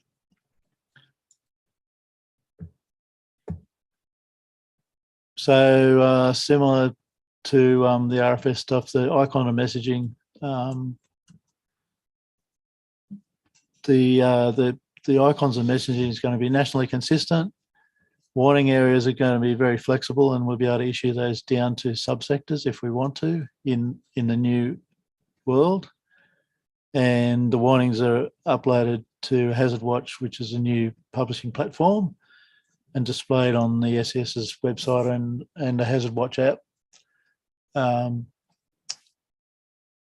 If you want to have a preview of what it looks like, you can actually go on a computer but not on a mobile device yet, and go to hazardwatch.com, and it shows you a bit of an example. There's actually some live stuff in there. It shows a bit of an example of what it's going to look like. And then the publishing of it, there's lots of different additional channels for publishing, and warnings will also be published to the Hazard Watch platform at hazardwatch.gov.au. And you'll notice that it doesn't say .nsw.gov.au, and that's because it is going to be a national system, and Hazard Watch will cover every flood in the whole of Australia. If you want to be a sticky beak and set your alerts to tell you about every flood in Australia, you can.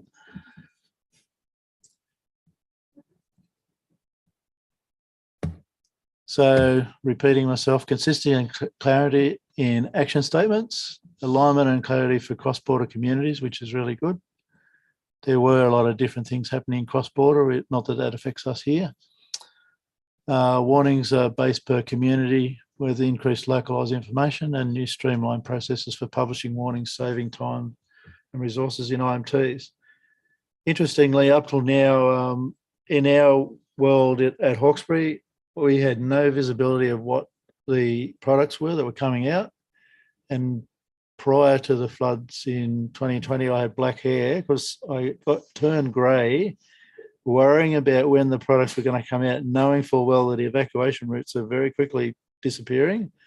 And so I spent a lot of time pestering the hierarchy in SES to issue the products that we needed to go and distribute to the community. So the good thing is now that we will have visibility of all the draft products and know what's coming, and we'll have an even more ammunition to get the big stick out and tell the hierarchy we really need those products. Otherwise, we're going to go on free range and tell people our own thing, which they don't really like us to do. So,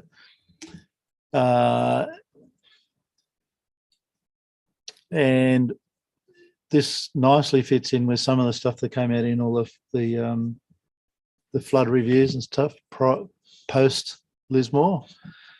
The interesting thing is, this is one of the things that are in the recommendations, and this was already in train. It was already happening. We already knew that this was coming before any of those things happened.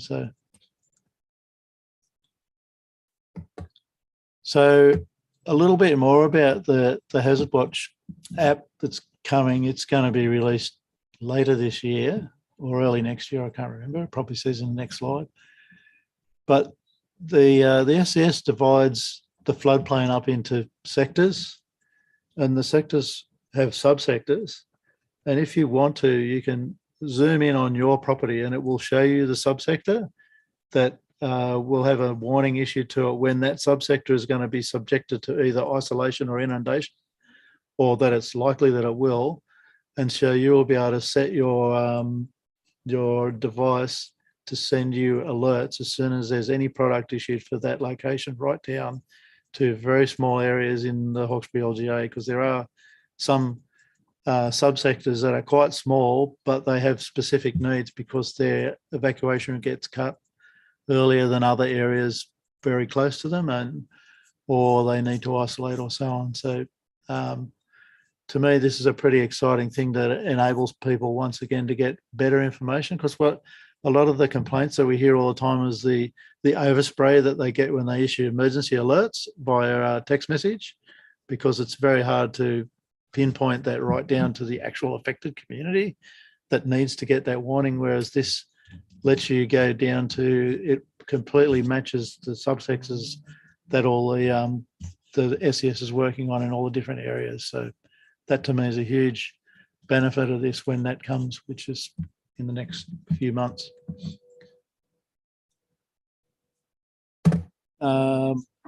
So SES has started to do a bit of stuff with community engagement. I was part of a presentation we did at Wasn's Ferry on Sunday to let the community down there know about the Australian warning system, and there's also other events and things planned. Our commissioner's coming out here on Thursday to launch storm season plus the Australian warning system down near Windsor Bridge, which I believe Mayor's going to attend. And I need to tell you some important information about that afterwards as well. The times changed slightly. So. And the SES is also producing or has produced a whole lot of different material. I think maybe one document got emailed to all the councillors. Did that happen? Or was it just the EOC? I can't remember. But there's a whole lot of this other information and stuff which is coming out. It's already been put onto social media platforms and stuff, and the SES website as well to let people know the changes are coming. And that's it from me. Any questions? Happy to try and answer them for you. Thank you so much, Mr. Jones. Is there any questions from councillors? Councillor Calvert. Thank you, Madam Mayor. Thanks, Mr. Jones. I just question probably for the staff. Does our emergency dashboard automatically import all this information, and what relationship do we have with the SES regarding that information? General Manager. That's a good question, Deputy Mayor, and my instinct is going to tell me that no, it's probably not an automated integration, and that we've probably got some staff behind the scenes that will need to probably the Hazard Watch piece will be really exciting for us, because we'll then be able to provide a direct link back through to the Hazard Watch website. So I suspect in the meantime it's probably more of a manual integration. Would it be an idea that we have a conversation with the SES to see how we can make that an automatic link? I'm not even sure that it'll need a conversation. As soon as Hazard Watch goes live, we'll be able to cross-reference that back out. I'm pretty confident about that, Councillor, but okay. Definitely. Yep. Thank you. Thank you, Deputy Mayor. Any further questions? Councillor Wheeler. Thanks, and thanks, Mr. Jones. I don't recall you having black hair prior to 2020, but we'll let that go on the public record. I think I've got significantly more greys too. Don't worry. I think the council probably needs to discuss how we can help get this information out to the public, whether we use the rates notice for both this and for the RFS new warning system, and council's Facebook page as well. I think we can certainly help spread some of that information around. Just a couple of questions. That the isolate or the instructions to isolate, how big is that isolation area? We're talking about something the scale of Grono Point, or are we talking about the scale of something like west of the river? You know, is that technically an isolation, or is that, you know, you can't go your normal way? It technically it can be whatever we want, but realistically it's going to be down to those smaller areas, because we're trying to make the information more specific to the communities, because Grono Point is very different to somewhere like Wilberforce, because Wilberforce people can move away from the flood water as it rises, whereas Grono Point is isolated, and so they need very different products, and that's the whole idea of it, is we can get right down to those subsectors I was talking about. That allows us to really tailor it to suit the actual area that's subject to the product that's coming out. So, thanks. And how do we ensure that people get the product that's most relevant to them? So I got warnings for Pitt Town, for example. I'm on the other side of the river. So the Hazard Watch app and the website is very similar to what Fires Near Me does now, and so that will help if people are tech savvy enough to have the app and be able to set up alerts and things like that. After that, the products that are issued and all that, SES does the same. We will still do the same thing where all of those things will be published on Facebook pages and websites, plus our last line of defence is to physically go and deliver those products to door. So that won't change. We'll still be door knocking and issuing all of the products as they come out. If we think that it needs that, and definitely when the action statement says you need to prepare to evacuate or evacuate, then those things will definitely be hand delivered door knock to all the areas that we have time to, depending on the rate of rise. If we get alarming rates of rise like 1.5 metres an hour that we had in the last flood, then time beats us sometimes with that. But some of the stuff that we've always done will continue to happen, like the door knocking and that, which is our last layer to ensure that we find people that don't have all the technology to keep up with that. And we do discover people like that all the time when we do the door knocks. Yeah, I think that's a really important point. We do know that there are people, and then of course there's the people whose technology fails them because we don't have the infrastructure to keep that technology active. And I assume then that the language that's used, for example, on the ABC radio, which is often people's backup if their phone isn't working, will change as well. So that will be much more action oriented. That's correct. The products the flood bulletins that we were sending out will no longer exist, and they'll get a product which says, prepare to evacuate in the same format that we saw there. So they'll see the same products with wording that's in the new system, and that's what they'll be using. Great. It certainly sounds like a much better. They were really wordy, I think, those previous warnings. There was a lot of words and not much telling you what to do to get prepared, which then led everybody to buy up all the toilet paper for what it was worth. What happens with the final question? What happens with the flood height predictions?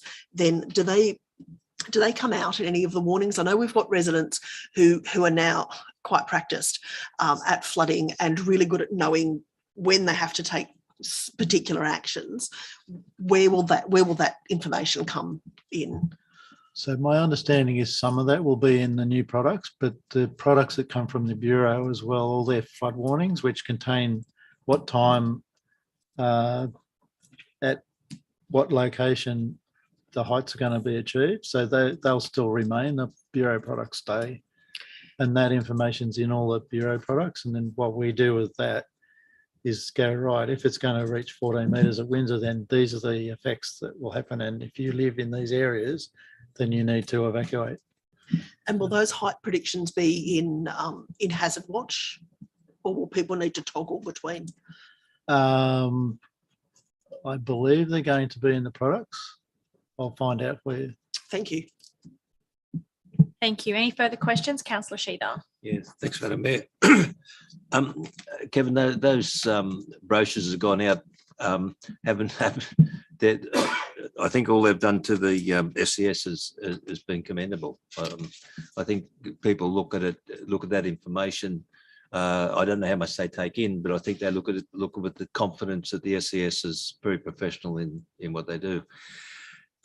With the new app, will the community alerts still go out as well, or will there be some massaging in that regard? I believe emergency alert's still going to get used. I don't know that specific question, but I'm sure it is. I believe it is, and I can confirm that for you. Right. Yeah, I just thought there might have been a little bit of confusion between if they're both used at the same time. I'll find out, because I think it shouldn't, but yeah, I don't know if that's what's going to happen. Right. The other thing, with some of the media releases, does SES have some of the frustration in relation to riverine flooding and local flooding?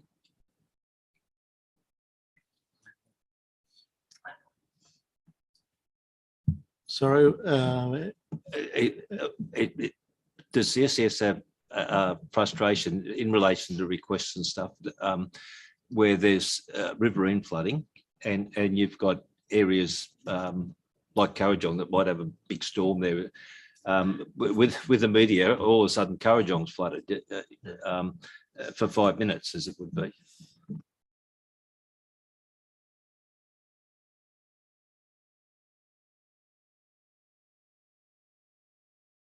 it's a bit frustrating that that the news cycle, frustratingly for SES, takes over sometimes, and a lot of the messaging that we'd really like to get out gets lost in other stuff. So, and likewise, they go for something which is more interesting or more sensational. So a lot of the messaging does get lost in that way sometimes. So, just one last question, Madam Mayor. In relation to the equipment that you have, are we running short? That's a very good question. We in the Hawkesbury, we're very lucky. We have a very good level of equipment, and something to note is that in some of the messaging that we've heard recently, they talked about high clearance vehicles that have been introduced into SES, and we actually have possession of one at our headquarters that's based here. So that's another added thing that will enhance our capability. We do have a very large fleet of boats and all different types of craft that are suited to the area that we work in. And our biggest challenge now is getting the people to put bums on seats, so to speak. The COVID epidemic has really stopped us from training and creating new operators in the last 2.5 years. So we really suffered, and then these things called floods come along and interrupt that as well. And so we've had a bit of a hiatus with getting new people in and creating new members. But the one of the good things that's come out of all the flooding is that we've had a huge influx of people wanting to join SES, community members that want to get involved, which is great. And so we're slowly but surely working through all the applications and getting people in and starting to train them. So we'll never have enough resources to answer your question. On a bad day, we'll not have enough resources, but we do have the resources of the whole of New South Wales SES if we don't have flooding on the north and south coast at the same time. But in the event that we're left to fend for ourselves, we are very well resourced, but we'll never have enough gear, and there's a limit to how much you can have and where you can store it. Our headquarters is not big enough anymore because of the amount of resources that we've got jammed in there now. So we're looking at talking to state headquarters and others about what we can do about that. So. Thank you very much. No further questions? Thank you so much for your time and all of your responses, Mr. Jones. Can I have a mover for the recommendation, please? Councillor Sheether, seconder. Councillor Connolly.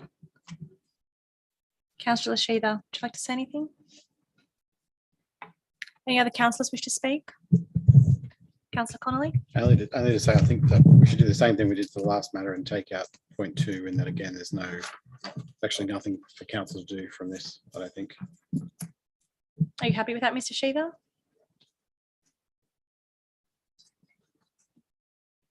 Any further discussion? Councillor Wheeler. I think there were a couple of, certainly there's one thing for us to do, and that's to see how we can facilitate getting this information out, perhaps through rates notices and through council's Facebook page. So if that could be identified, then I think that would be useful. And again, I think there's potential for looking at council's policies as to how we need to react to the change. Did you want to add that as a point 2, or if you have the approval of the mover and seconder? I guess we need to ask the staff about is that difficult or financially a constraint to add that to a rates notice mail out? I'd have to take on notice the cost associated with publishing the documents out through the rates notices. Certainly we have, and we will continue to promote the changes through our Facebook page and through our online platforms. Are you happy to take that on notice pending advice? Thank you, Councillor Wheeler. Councillor Kotlash. Thank you, Madam Mayor. Just on putting things out in the rate notice, I think that it's probably better that we promote the SES through the normal channels that we do, the Facebook page. I think if it goes out in the rate notice, we're starting to possibly confuse the community about the point of truth, which I think has to remain with the SES. So I'd caution you putting things out in the rate notice. I think we have to do all of the promotion that we do normally, which is, you know, got SES blazoned on the front pages of things. But I think we have to be mindful of that point of truth. The less confusion that is in the community about who does what and where it comes from, I think we have to be mindful of that. But I'm happy to promote where it's appropriate. Thank you, Councillor. Any other councillors wish to speak? No? Right of reply? Not necessary, Councillor Sheether. Okay, all those in favour, please raise your hand. Councillor Reardon, Councillor Weigel, Councillor Sheether, Councillor Connolly, Councillor Kotlash, Councillor Calvert, Councillor Zamprogno, Councillor Dogramachi is absent, Councillor Jurek, Councillor Lyons Bucket, and Councillor Wheeler. I declare the motion carried. Okay, moving on to item number 3, various floodplain management matters. I was advised that Mr. Andrew Kearns was going to deliver some commentary on this. Is that correct?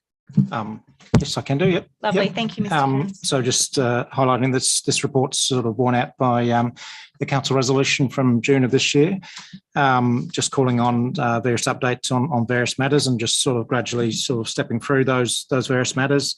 There was the flood study work, and that's sort of highlighting the work that Infrastructure New South Wales had undertaken in releasing the Hawkesbury and Nepean Regional Flood Study in 2019, and we've provided the link to that study. So that's the best available information and data in terms of flooding on a regional basis. Infrastructure New South Wales, I guess also as part of the Resilient Valley, Resilient Communities strategy, is also undertaking a 2D flood study of the Hawkesbury and Nepean Valley. Now that had been scheduled to be released by now, but obviously with additional flooding that the valley's experienced, they're just sort of modelling the I guess particularly the March and July floods to include as part of that particular 2D model, and so we're expecting that to be released in early next year. There's river height gauges, so council's made a number of representations in terms of the need for river height gauges at South Creek in particular. I guess that's sort of highlighting that there's a significant distance between where the closest gauge to the Hawkesbury is currently in South Creek. Is close to the M4. And also in terms of Yarramundi, there's obviously been issues with the Yarramundi gauge. So obviously those representations have been made. There is good news in respect of a number of these gauges, and we've highlighted there that the river gauge at Yarramundi is to be updated as part of a program of works. And there's also the river height gauge at St Albans to cover the McDonnell River, and also a new river height gauge to be installed at the Colo Bridge on the Putty Road. So that's good news that those gauges are actually being upgraded and installed. Also called for sort of updates on various outstanding issues from the floodplain, from the previous Floodplain Risk Management Committee, and they're sort of listed there. A lot of these are obviously detailed, further in terms of this particular report. Power supply during flooding, and obviously power supply west of the river. So that has been an issue that the council's had concerns with for some time. There was obviously a presentation from Endeavour Energy to the former Infrastructure Committee in 2018, and we've included a copy of that presentation as part of this report. And I guess since that time, we've obviously seen the adoption of council's net zero emissions and water efficiency strategy, where we have one of our key strategies is a more resilient and renewable powered grid. So we've really been working with Endeavour Energy to sort of explore options that opportunities there to get resilience in that grid.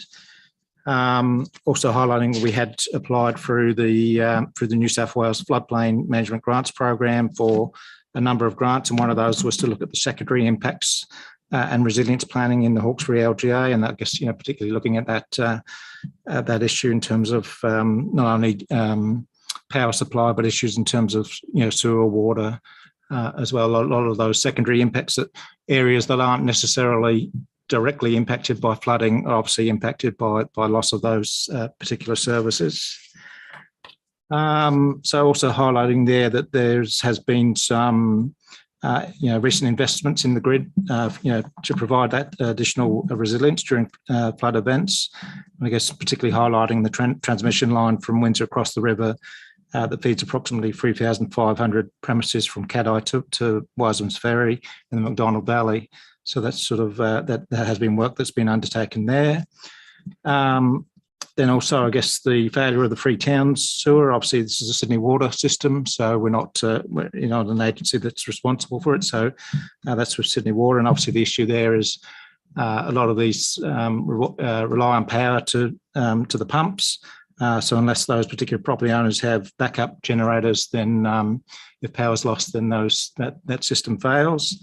So highlighting there, obviously, that in the July flood event, that there was actually a Sydney Water representative that was part of the Emergency Operations Centre. So there was, I guess, a lot more direct action from Sydney Water in that regard. Insurance-related issues, obviously, has been a growing issue for the Hawkesbury Valley, both in terms of the price and also now availability of flood insurance. It's sort of the premiums that have been sort of anecdotally provided are significant, if at all people can get flood insurance. So the previous floodplain committee had received a presentation from the Insurance Council of Australia, and there's a number of dot points included in the report there in terms of, I guess, the state of the insurance industry at the time, and some suggestions about potential opportunities for residents in that regard. Waste-related issues, obviously, Council considered at its September meeting the draft waste and resource recovery strategy, and then as part of that, we had the section there that sort of talked about what we're doing waste-related during flood events, and obviously looking to have the temporary transfer station at East Currajong, and get approval for that in a more ready manner when flood events do happen, and also our arrangements with other councils and suppliers to make sure that those waste collections and disposal can happen during those flood events. And then I guess the big issue, one of the big issues that we've particularly had in the recent flood events is obviously our evacuation routes. And it's obviously, this is a matter that's been before council, fairly recently in terms of resolutions of council. I guess, particularly associated with the Pitt Town route and issues of the failure of that route during recent flood events. So that's basically a quick summary. Yeah. Lovely. Thank you very much, Mr. Kearns. I won't put questions yet because questions can be carried given to staff in the debate. I might look for some direction from councillors for a recommendation, whether it's in a business paper or some other format. Councillor Connolly. I'm happy to start with the recommendation in the business paper, then I have some questions that might lead to something else. Yeah, no worries. Thank you. Do I have a seconder for that? Councillor Sheether. Thank you, Councillor Connolly. So I have a couple of questions. Firstly, is there any update on the Richmond Bridge duplication project in terms of the stage 2 and the location of the actual bridge? Thank you, Madam Mayor. We're expecting an update from Transport for New South Wales probably late October, early November in terms of their route selection. So obviously they released the preferred options report, and they're assessing the various sort of comments that they got as part of that. But yeah, we're expecting this sort of late October, November is going to be the final route. Yeah. Thank you. On page 16, there's a long list of items that were outstanding issues from the Floodplain Risk Management Committee. However, when I had a look at the business paper for the meeting of council that looked at reassigning ongoing matters to the current committees, most of those did not appear. And I'm just wondering where this list has come from, and if these are matters that were not ongoing, or if in fact we have missed reassigning a whole lot of ongoing matters. Just wondering how that's happened. Thank you, Mr. Kearns. So I'd taken that from that list. That's my understanding, is that I had taken that from the list. So, okay. All right. Well, perhaps that's probably as far as we can get that, but I think that needs to be looked at because I don't want to put anyone on the spot, but there was 4 outstanding items in the list that was proposed to be reassigned. And a lot of these things were not in it. So I think we need to review whether anything's been lost. And if it hasn't been lost, review how it got in this report. This is a good report, and there's some good things in here, especially about the gauges at South Creek and Yarramundi. There's a lot of information here, most of it obviously not the responsibility of council. Council can't really do anything about the Three Towns sewer. Council can't do much about insurance other than continue to advocate for flood mitigation. Council is doing what it can in terms of waste and is working with the EPA, I can see. Council's been very big on advocacy around evacuation routes, but again, not much of that's got anything to do with council. And in terms of power supply during flooding, I think that's been well answered. It looks like council tried to get involved and didn't get the funding because it essentially wasn't our job, was the answer we got back. I think that presentation is a good presentation. It is a little bit old now. I think one action that could be put forward is that we ask Endeavour for an update, a detailed update on what they've done in the meantime and what else they could do if they had the money. And so at least we know what would be possible. Would you like to add that as a point? That's one point I would add. Are you okay with that, Councillor Sheether? Thank you. Sorry, thank you, Councillor Connolly. Any further discussion? Yeah. Councillor Lyons Bucket. Oh, sorry, Councillor Reardon did have her light on. Does it matter what? Councillor Reardon, then Councillor Lyons Bucket. I just think the evacuation routes are of paramount importance. Yes, absolutely. Thank you, Councillor Reardon. Councillor Lyons Bucket. Thank you, Madam Mayor. I think that what's missing from the report is that we have a resolution to look at electricity options around. This is an old report from Endeavour Energy, and we could get an update from them, but there's a whole scope of ideas and opportunities and things that we can be looking at.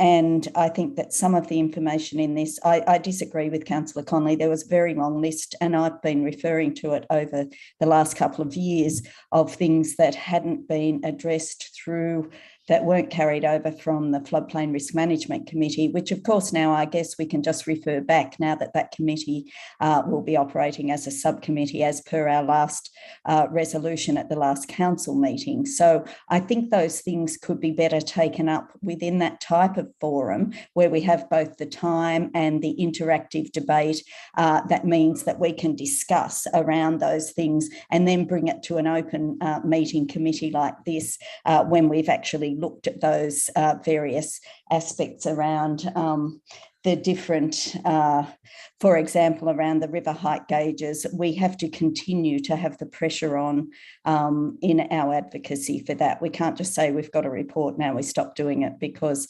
what was happening before was that we were being able to engage directly with the people responsible, and that was how we were getting some results previously. Now we've had a lull in that because we haven't been doing anything. When we reinvigorate the Floodplain Risk Management Committee, we can again look at those and engage with the various agencies around that sort of information. So I thank the staff for the report. Of course, most of those reports and the addresses to the committee were prior to any of the floods. So since then, we've had a number of flood incidents, and it's always good to get the updated information around that. And I'll look forward to doing that when we can move on and implement those resolutions from council that are specifically looking at some of those issues individually. I do have to say I disagree with Councillor Connolly in saying that it's nothing to do with council, and very little. We are, of course, as reiterated again, the primarily responsible for floodplain risk management, and we do that with the resources of the state government, which means that we then have to have the engagement with those state agencies around that sort of information. We need to have access to Infrastructure New South Wales to hear what's going on. They're not here tonight. We need to be engaging and following up on those various things, and I look forward to doing that. But I think getting an update from Endeavour Energy would be good, because I know they did a very good job at restoring power during their last event. But there are also a lot of other avenues that we can be looking at around securing electricity supply, particularly in relation to continuity and security of telecommunications. And if we do have a role, and I believe that we should be fulfilling that role. Thank you. Thank you, Councillor Lyons-Bucket. Councillor Weigel. Yeah, thank you, Madam Mayor. My question through you, I don't know who can answer this. We were up at Colo Heights on the weekend, and there's a remarkable generator set that was built by Endeavour Energy, which is near the RFS and the hall there. I think that's the only gen set probably in the whole LGA. So the question is, why do they build it there and why haven't they built any more? Now, obviously, I'll just move on a bit. Somebody might turn around and say, oh, well, it's a diesel. Well, there is a service station, I think, a little bit further up the road. So that's a cop-out if they said, well, they haven't got fuel. There's fuel around the LGA. But the gen set was manually turned on by certain people up there, I think. I think Councillor Wheeler, I think we were told it might have been our RFS officer that might turn that on manually. That supplies a reasonable area in that small community. I'm just interested in why Endeavour hasn't gone for more infrastructure like that within Hawkesbury, especially on the western side and other certain areas. Thank you, Councillor. Just see if there's any staff through the General Manager available to answer that question. Take it on notice. We'll take that one on notice. Thank you, Councillor Weigel. Any further? Councillor Wheeler. Oh, sorry. Thank you, Councillor Sheether. Yeah, thanks, Madam Mayor. With the electricity, the power supply, it says that recently the lines have been lifted to supply from Caddo, Bisons Ferry, McDonald Valley, and Ebenezer Sackville, a whole heap of other places. It says that if we had have a flow of 13.9 similar, that it would be clear, but it doesn't say how high the line was lifted. Is that a question for staff? If the staff are aware of it, otherwise, if we can get that information down the track, rather than just say it's been lifted above the 13.9, it'd be nice to know whether it was 20 or 3. We'll take that on notice. Or would you like to respond? Thanks, Councillor. Just in conversations with Endeavour Energy, the lines across the river will raise 3 metres, which will give us that extra clearance when the flood does reach that 14 metres. So that's taken up around 17 metres. Yeah. Yeah. Thank you. Further in the document, it talks about the Hawkesbury transmission station located at the corner of Ham and Ferry Road, supplies Hawkesbury, LGA, and parts of the hills and Penrith and Blacktown. And it goes on to say all the areas within that area that it supplies. But I was of the view that that substation was around the 15 metres. Can we find that out? Because if it's supplying all the areas that they're saying and they've been lifted up to 17 metres, we won't need it at 17 metres if South Windsor goes out. I know there's levee banks around it, but they've got a driveway that goes through the levee bank, and there's no security in that. Just a moment, Councillor Sheether. Would you like to take that one on notice, or would you like to answer that question? Take that one on notice, and we'll get a response to councillors in an email. Yep, great, thank you. And one more question in relation to insurance.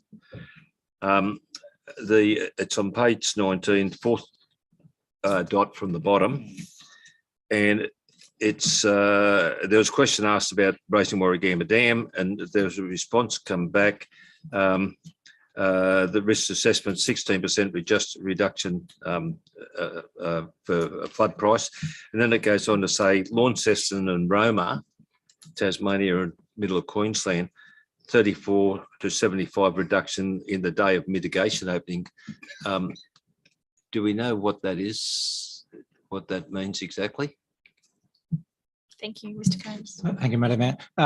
So when those particular flood mitigation measures were actually constructed and implemented, the insurance premiums in those locations dropped by those figures between 34 and 75%. So I think in the case of the the Roma one, I think there was a flood levy that was constructed. Yep. Yep. And that led to the drop in premiums. Yep. Yep. Thank you. Thank you, Councillor Sheether. Councillor Wheeler. Thanks, Madam Mayor. A number of, I guess I'll run through them in the order that they're in the business paper.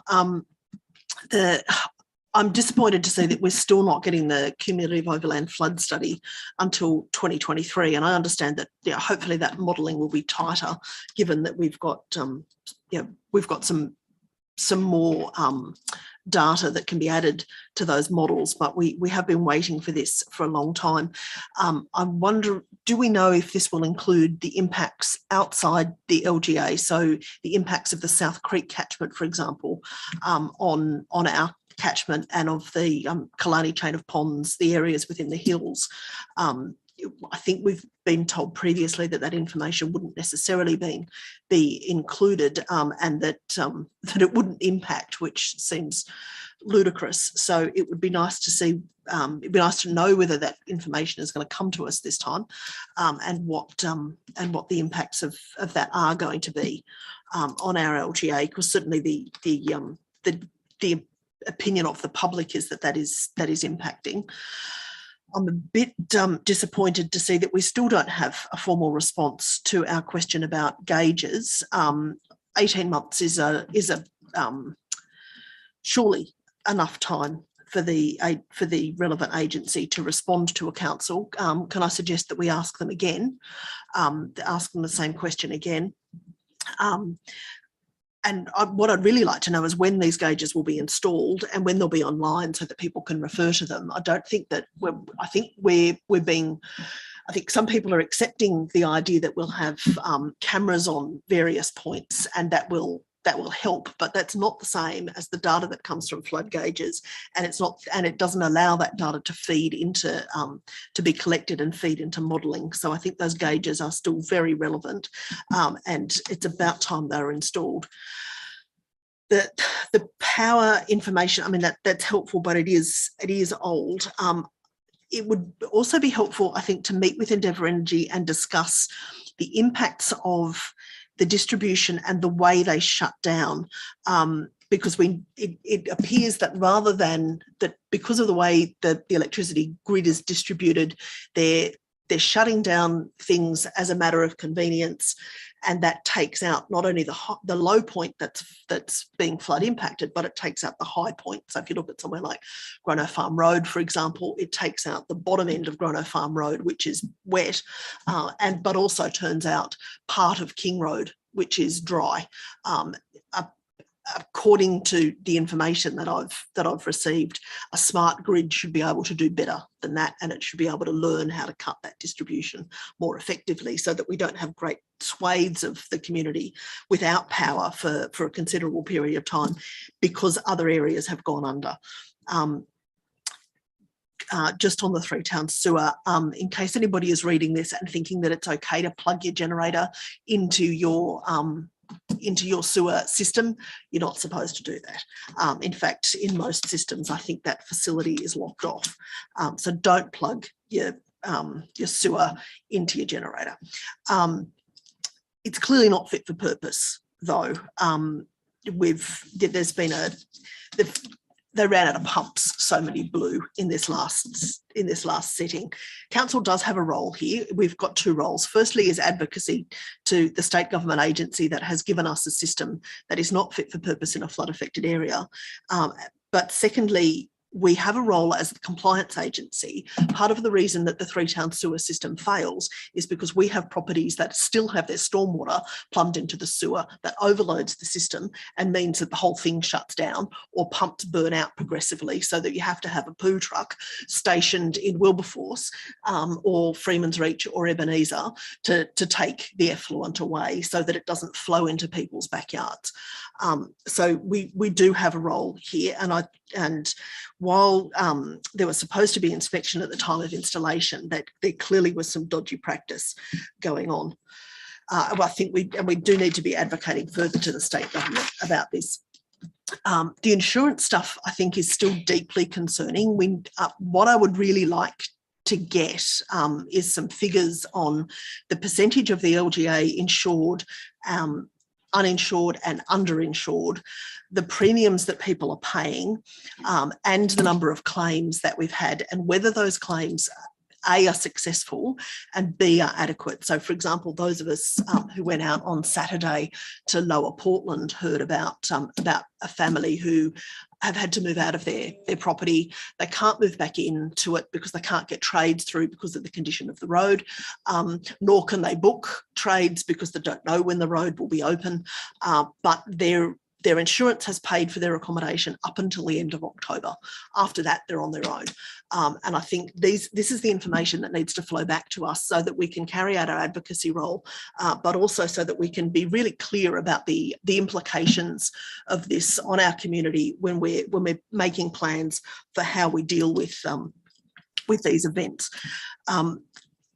I would also like some information on how many people are still displaced and whether their accommodation costs are being covered by either the insurance company or the state government, and really some indication of how those people are managing. They may not, this may not be a direct role of council, but it's very clear that if council doesn't do this, there's not a lot of other people that are, and that our community, and I think it was made very clear to us on Saturday that the community expects us to be doing this stuff, whether it's our job or not, because we are the first line of both communication and therefore action often for these people. It would be also helpful if some information could come back to council about where we're up to with waste collection, or where Public Works is up to. So Walmsley Road apparently now has access for vehicles to come in from Public Works. That hasn't happened yet, and their streets are full of piles of waste. It's really, this is really hard on them. We know from flooding, from our current experience with flooding, that coming home to see the detritus of your life sitting on your front lawn is really damaging for people's mental health. They can't move on, they can't clean up. So could we lean on Public Works to get that done, so that they can actually move on and feel like they're being attended to? They're currently very angry, and there's a level of despair, I think, in that community. We've still got skip bins in Wilberforce, Lower Portland, various other places. Can we perhaps do a bit of a roundup of whether this is happening or whether we need to be jumping up and down a bit more to get this done? And we've still clearly got some problems in Lower Portland in terms of bin collection and access as well. If they could be flagged and acted on, that would be helpful. I've got 3 other things that don't fit anywhere into the business paper, and I don't know when to bring them up. So I don't know if we're going to have some other business or if I should bring them up now.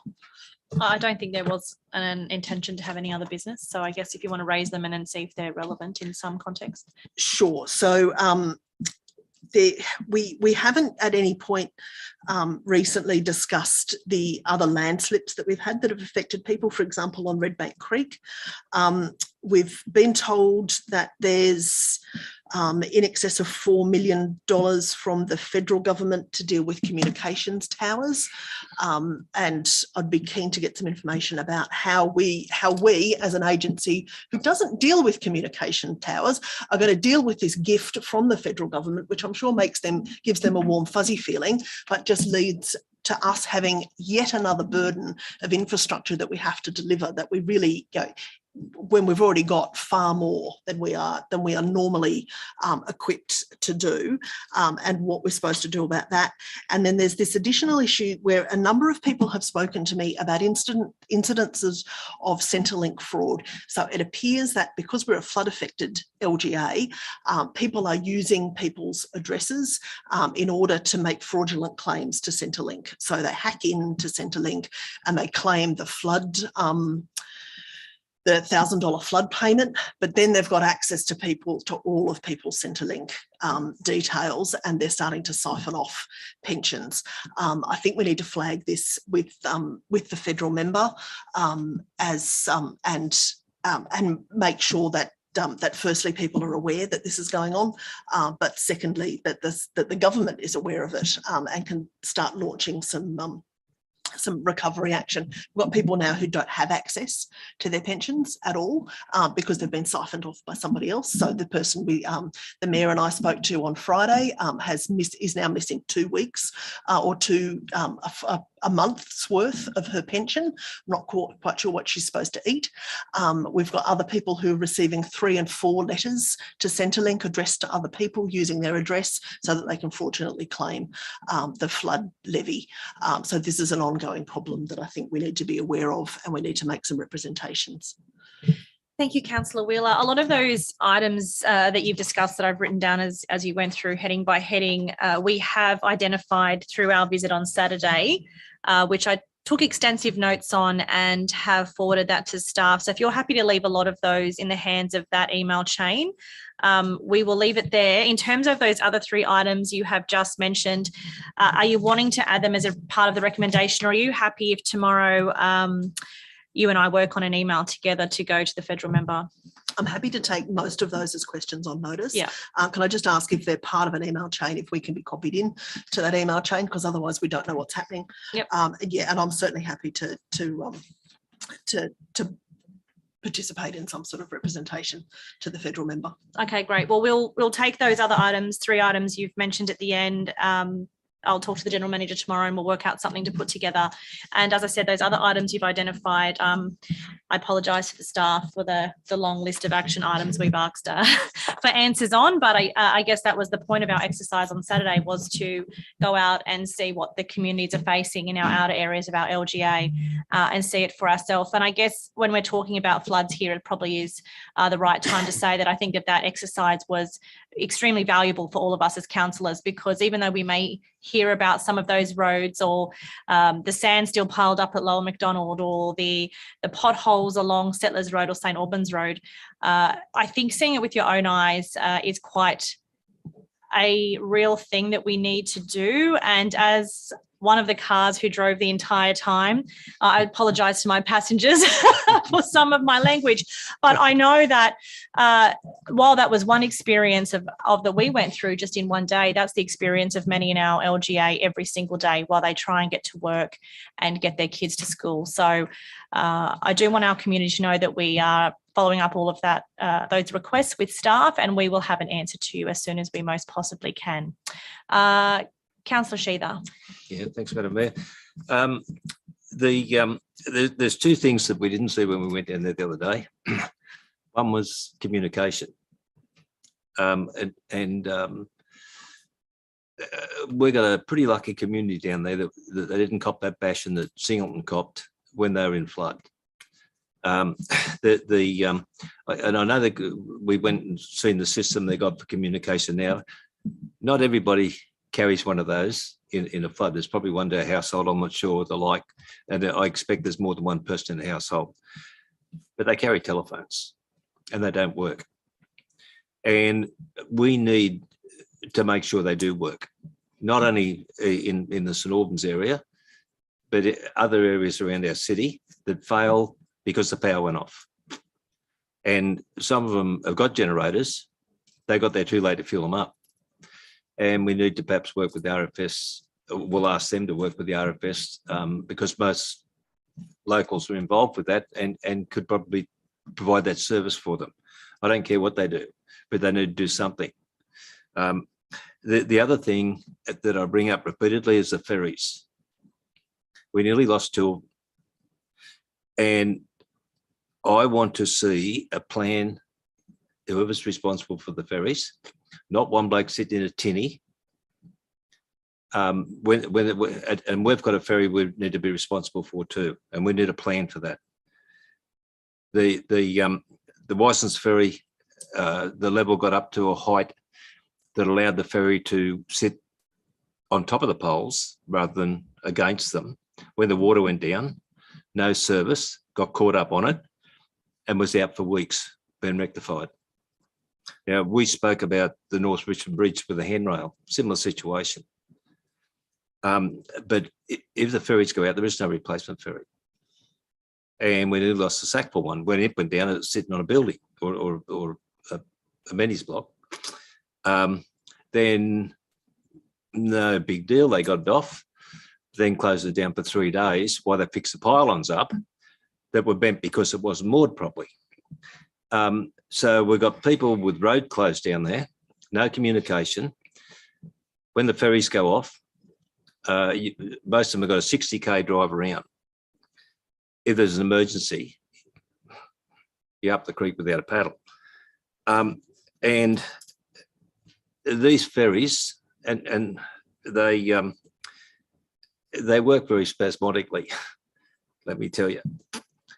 And on top of that, we had Wisens Ferry Road out at Cat-Eye for 5 weeks. It got to the stage where the RMS, or whatever they call now, had to stop trucks going across Sackville Ferry because there's a 2-hour wait in school hours.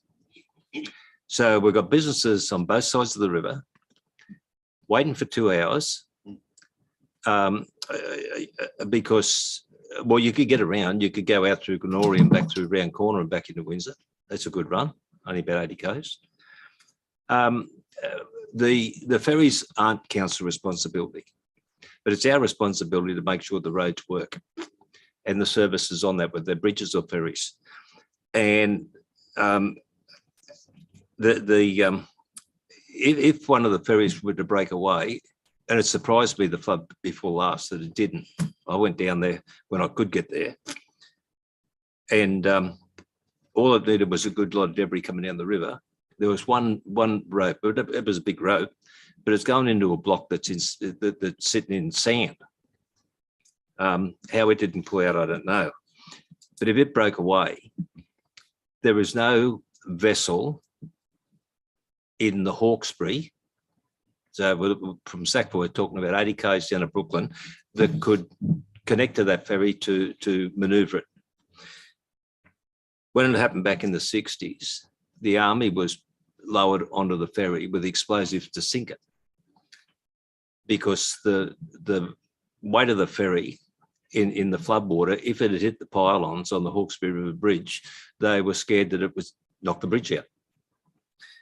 So those sort of scenarios have been about for a while, and our community deserves better. Now, I don't know where we need to bring it up, but you might like to have a talk to the general manager and see what process, whether it needs to go, and we have a presentation at the next, whether it needs to go on the floodplain committee or what. But we need to do something about it. Floods aren't going away. Yeah, thank you, Councillor Sheether. I'm happy to add that question about ferries perhaps in the email chain we were discussing with Councillor Wheeler and include the state member on that, because talking about the land slips as well in Redbank Creek really isn't a federal matter. So maybe if we include the state and federal member on those 4 issues, then we can get that information and ask the relevant levels of government to provide those answers to us. So I will get that. So I'll send a draft in conjunction with the general manager. We'll put a draft together of that email tomorrow and send it to councillors before we go out for any further feedback before it goes. And yes, you're right. We have a lot to deal with floods, Councillor Sheether, but unfortunately we live in an LGA that is full of constraints, whether that is 85% bushland or whether that is the most dangerous floodplain in Australia. So poor Mr. Barton, he has to deal with it either way. So it's, and you know what, despite those constraints, we all still choose to live here because it's darn beautiful and the people are fantastic. So let's continue on with what we can. Councillor Weigel. Yeah, thanks, Madam Mayor. While you're writing the letter, can I make a request, please? Insurances in the Hawkesbury, I can only talk to my experience. They changed the insurance premium where I lived from the 1 in 100 to the PMF level. And they did that after the Picton floods of 2018. So when I caught it, right, it was considerably a large amount of money. It was probably about another $2,000 a year premium. And when I questioned it, that's where it occurred. And I said, why did you change it to the PMF level, which is about 28 metres? Let's say it's 28 metres, okay, from 1 in 100, around about that. They said, oh, it came from a motion through the Insurance Council of Australia through state. That's how they changed the premium. The further away from the 20 to 26, is it, Councillor Chair? 26, the more you pay. So I'm at 20 metres, okay? So that's a couple of metres above the 1 in 100. They brought it down after negotiation, but it's still high, but everybody's dealing with the same issue. So they did that by stealth and they didn't tell anybody. When they did the premiums, they didn't go and write to anybody and they were taking it up and they were using the PMF as totaling the overall premium for flood. So what was your question? Well, I'd really like to ask why they changed to the PMF, which is at a 26 and from the 1 in 100. Yeah, I think our role there purely would be advocacy. I think that's what I'm asking. Yeah, nothing more. there's been a lot of discussion in the past about why they changed from the 1 in 100 to the PMF. We're being rorted. Just to the General Manager, we can put that question. Where do you see our level of involvement? Perhaps simply writing a letter off to the Insurance Council or some other relevant body, I would imagine, Madam Mayor. I can get that one done as well tomorrow and let you all see it before it goes. Yeah, well, it'll be just polite for them on their behalf to just give them an answer why they changed it. Thank you, Councillor Weigel. Councillor Kotlash. Thank you, Madam Mayor. I just want to refer back to a few things that I'm confused about. It seems that sorry, I'm using my iPad, which seems to want to freeze every 5 seconds. It seems on the in the ordinary meeting of the 12th of April, we resolved to establish a working group that was going to report to this committee about the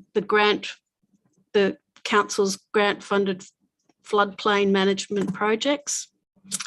I was just wondering where we're up to on that, because it seems to me that that some of the things we talk about here tonight are those things that we wanted that working group to look at. It says here that the working group has members. We've established what's going to happen with that. So I wanted an update on it, how that working group is going and whether there's been any updates. Likewise, and I'm sorry, I will have to skip to my other page. Likewise, on the 19th of July, we resolved via a notice of motion to form a, and she's lost the page, sorry, a working group on the on power supply and natural disasters. So if we're going to have in this resolution that we have in Endeavour Energy provide an update, is that going to be an update to the working group that we've already resolved to have, or is that going to be a presentation to this committee so that the working group has some idea of what it is actually going to do? I think we need to start to get some things done and to bed down some of these things that we seem to endlessly talk about. I think that, you know, if we have a role to play in these things and we can genuinely do something that is going to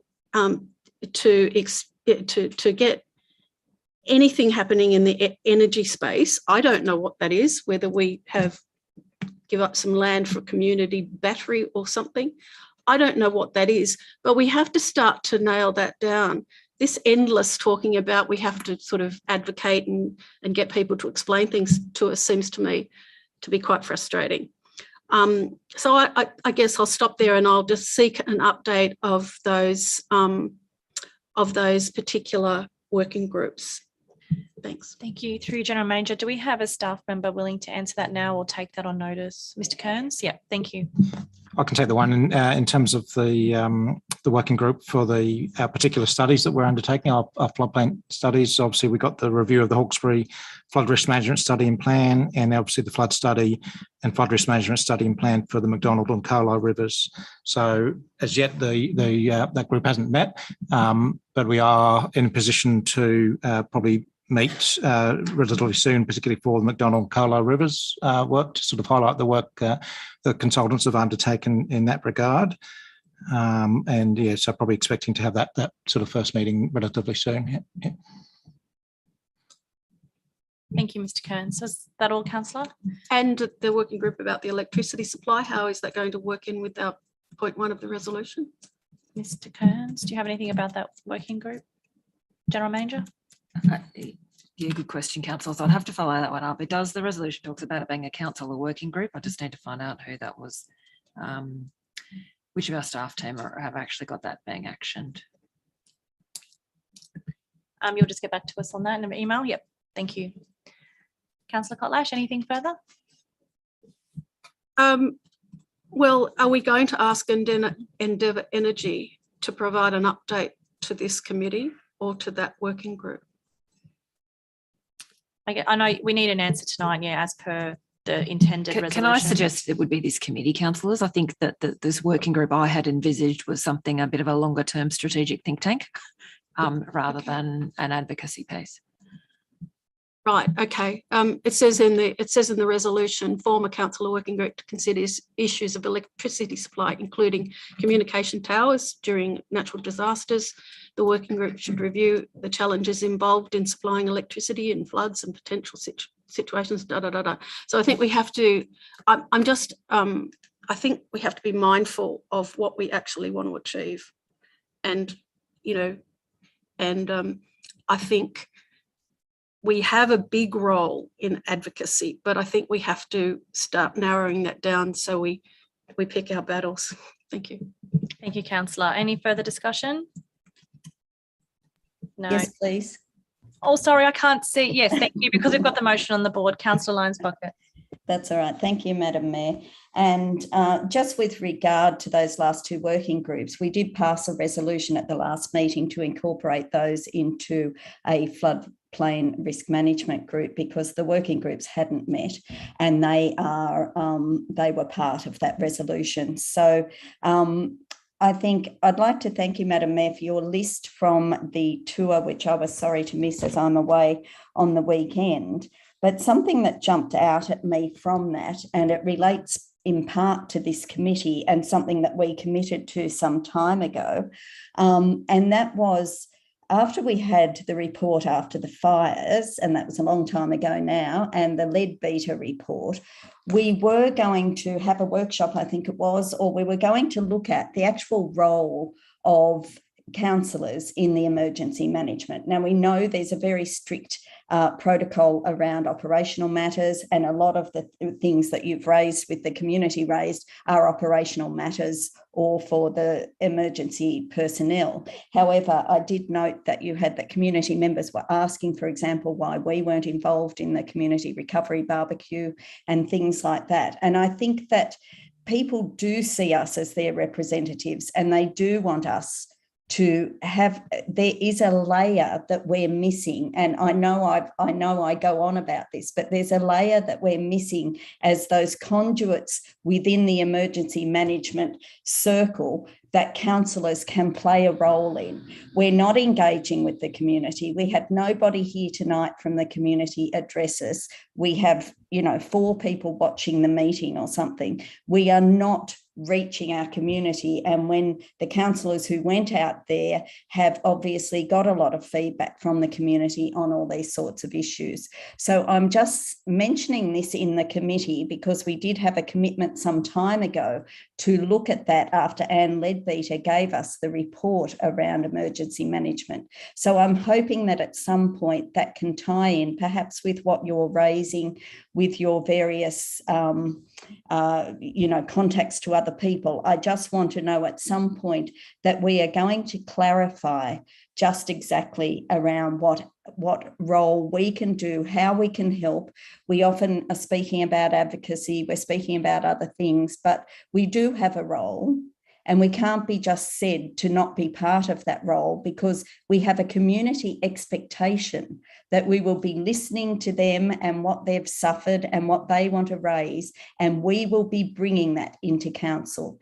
And that's how we need to have a committee system operating, that we are that conduit between agencies, between our community, and we have to be able to fulfill that role. So if we can revisit that as we were going to do, and that would eliminate us having resolutions coming up all the time that can't be enacted because they disappear somehow or whatever. If we resolve to have a working group, but that working group doesn't meet, we just really need to have a proper understanding of how we are being involved, how we're working alongside the emergency management personnel, how we're working with our staff who are delivering the operational matters. It's not ever about trying to be a part of the formalised and structured emergency management response or recovery. It's about our role as elected members representing all of those people who are impacted. So I'm just foreshadowing that we either get that back on the agenda somehow from what we've resolved in the past, or we can introduce that into some sort of a workshop so that we can actually address that question, because I think that came through clearly in your list that people were asking about that and that aspect of our role. Thank you. Thank you, Councillor Lyons-Bucket. You do raise a good point there, and yes, it certainly was brought up at the 4 of our locations on the weekend, hence why it's in my list. And Councillor Will and I had also discussed that that might be something for our councillor roundtable before we do anything formal in a council meeting or a committee meeting, have that on the agenda in our councillor roundtable, which I'm not sure is going to occur tonight, given the time currently. We did not anticipate this meeting to go for so long. So I think if you don't mind, we'll add that as one of our first topics to discuss in our roundtable, whether that is tonight or we reschedule that meeting. Okay, any other discussion? No, right of reply, Councillor Connolly. I've got Connolly and seconded by Councillor Sheether. Oh, okay. Look, only to say that I think perhaps people coming with the right intentions and still not maybe getting the system we're using. This is the committee. This is the Disaster and Emergency Committee. So it's of no use to come here and say council should be doing all these things in all these areas and then not resolve any of it, because nothing's going to go back to council except this report and this recommendation. So this is what I think council should do out of this report, which is why I put it forward. But if people, it's no use coming to council meetings and saying, council should be doing this, or we've got a role to play in this, and this, and then resolving none of it. But hopefully we can get some action out of this. Thanks. Thank you very much. I will put the motion as on the board. All those in favour, please raise your hand. Councillor Reardon, Councillor Weigel, Councillor Sheether, Councillor Connolly, Councillor Kotlash, Councillor Calvert. Absent is Councillor Dogramachi, Councillor Zamprogno, Councillor Jurek, Councillor Lyons-Bucket, and Councillor Wheeler. I declare that carried. That's all for our business tonight. I'll thank our councillors for their contribution to the debate. I'll also thank our special guests. I'm not sure if our members of the RFS are still online or they decided to go and call it a night. But thank you very much to our Hawkesbury SES Unit Commander, Kevin Jones, for your contribution.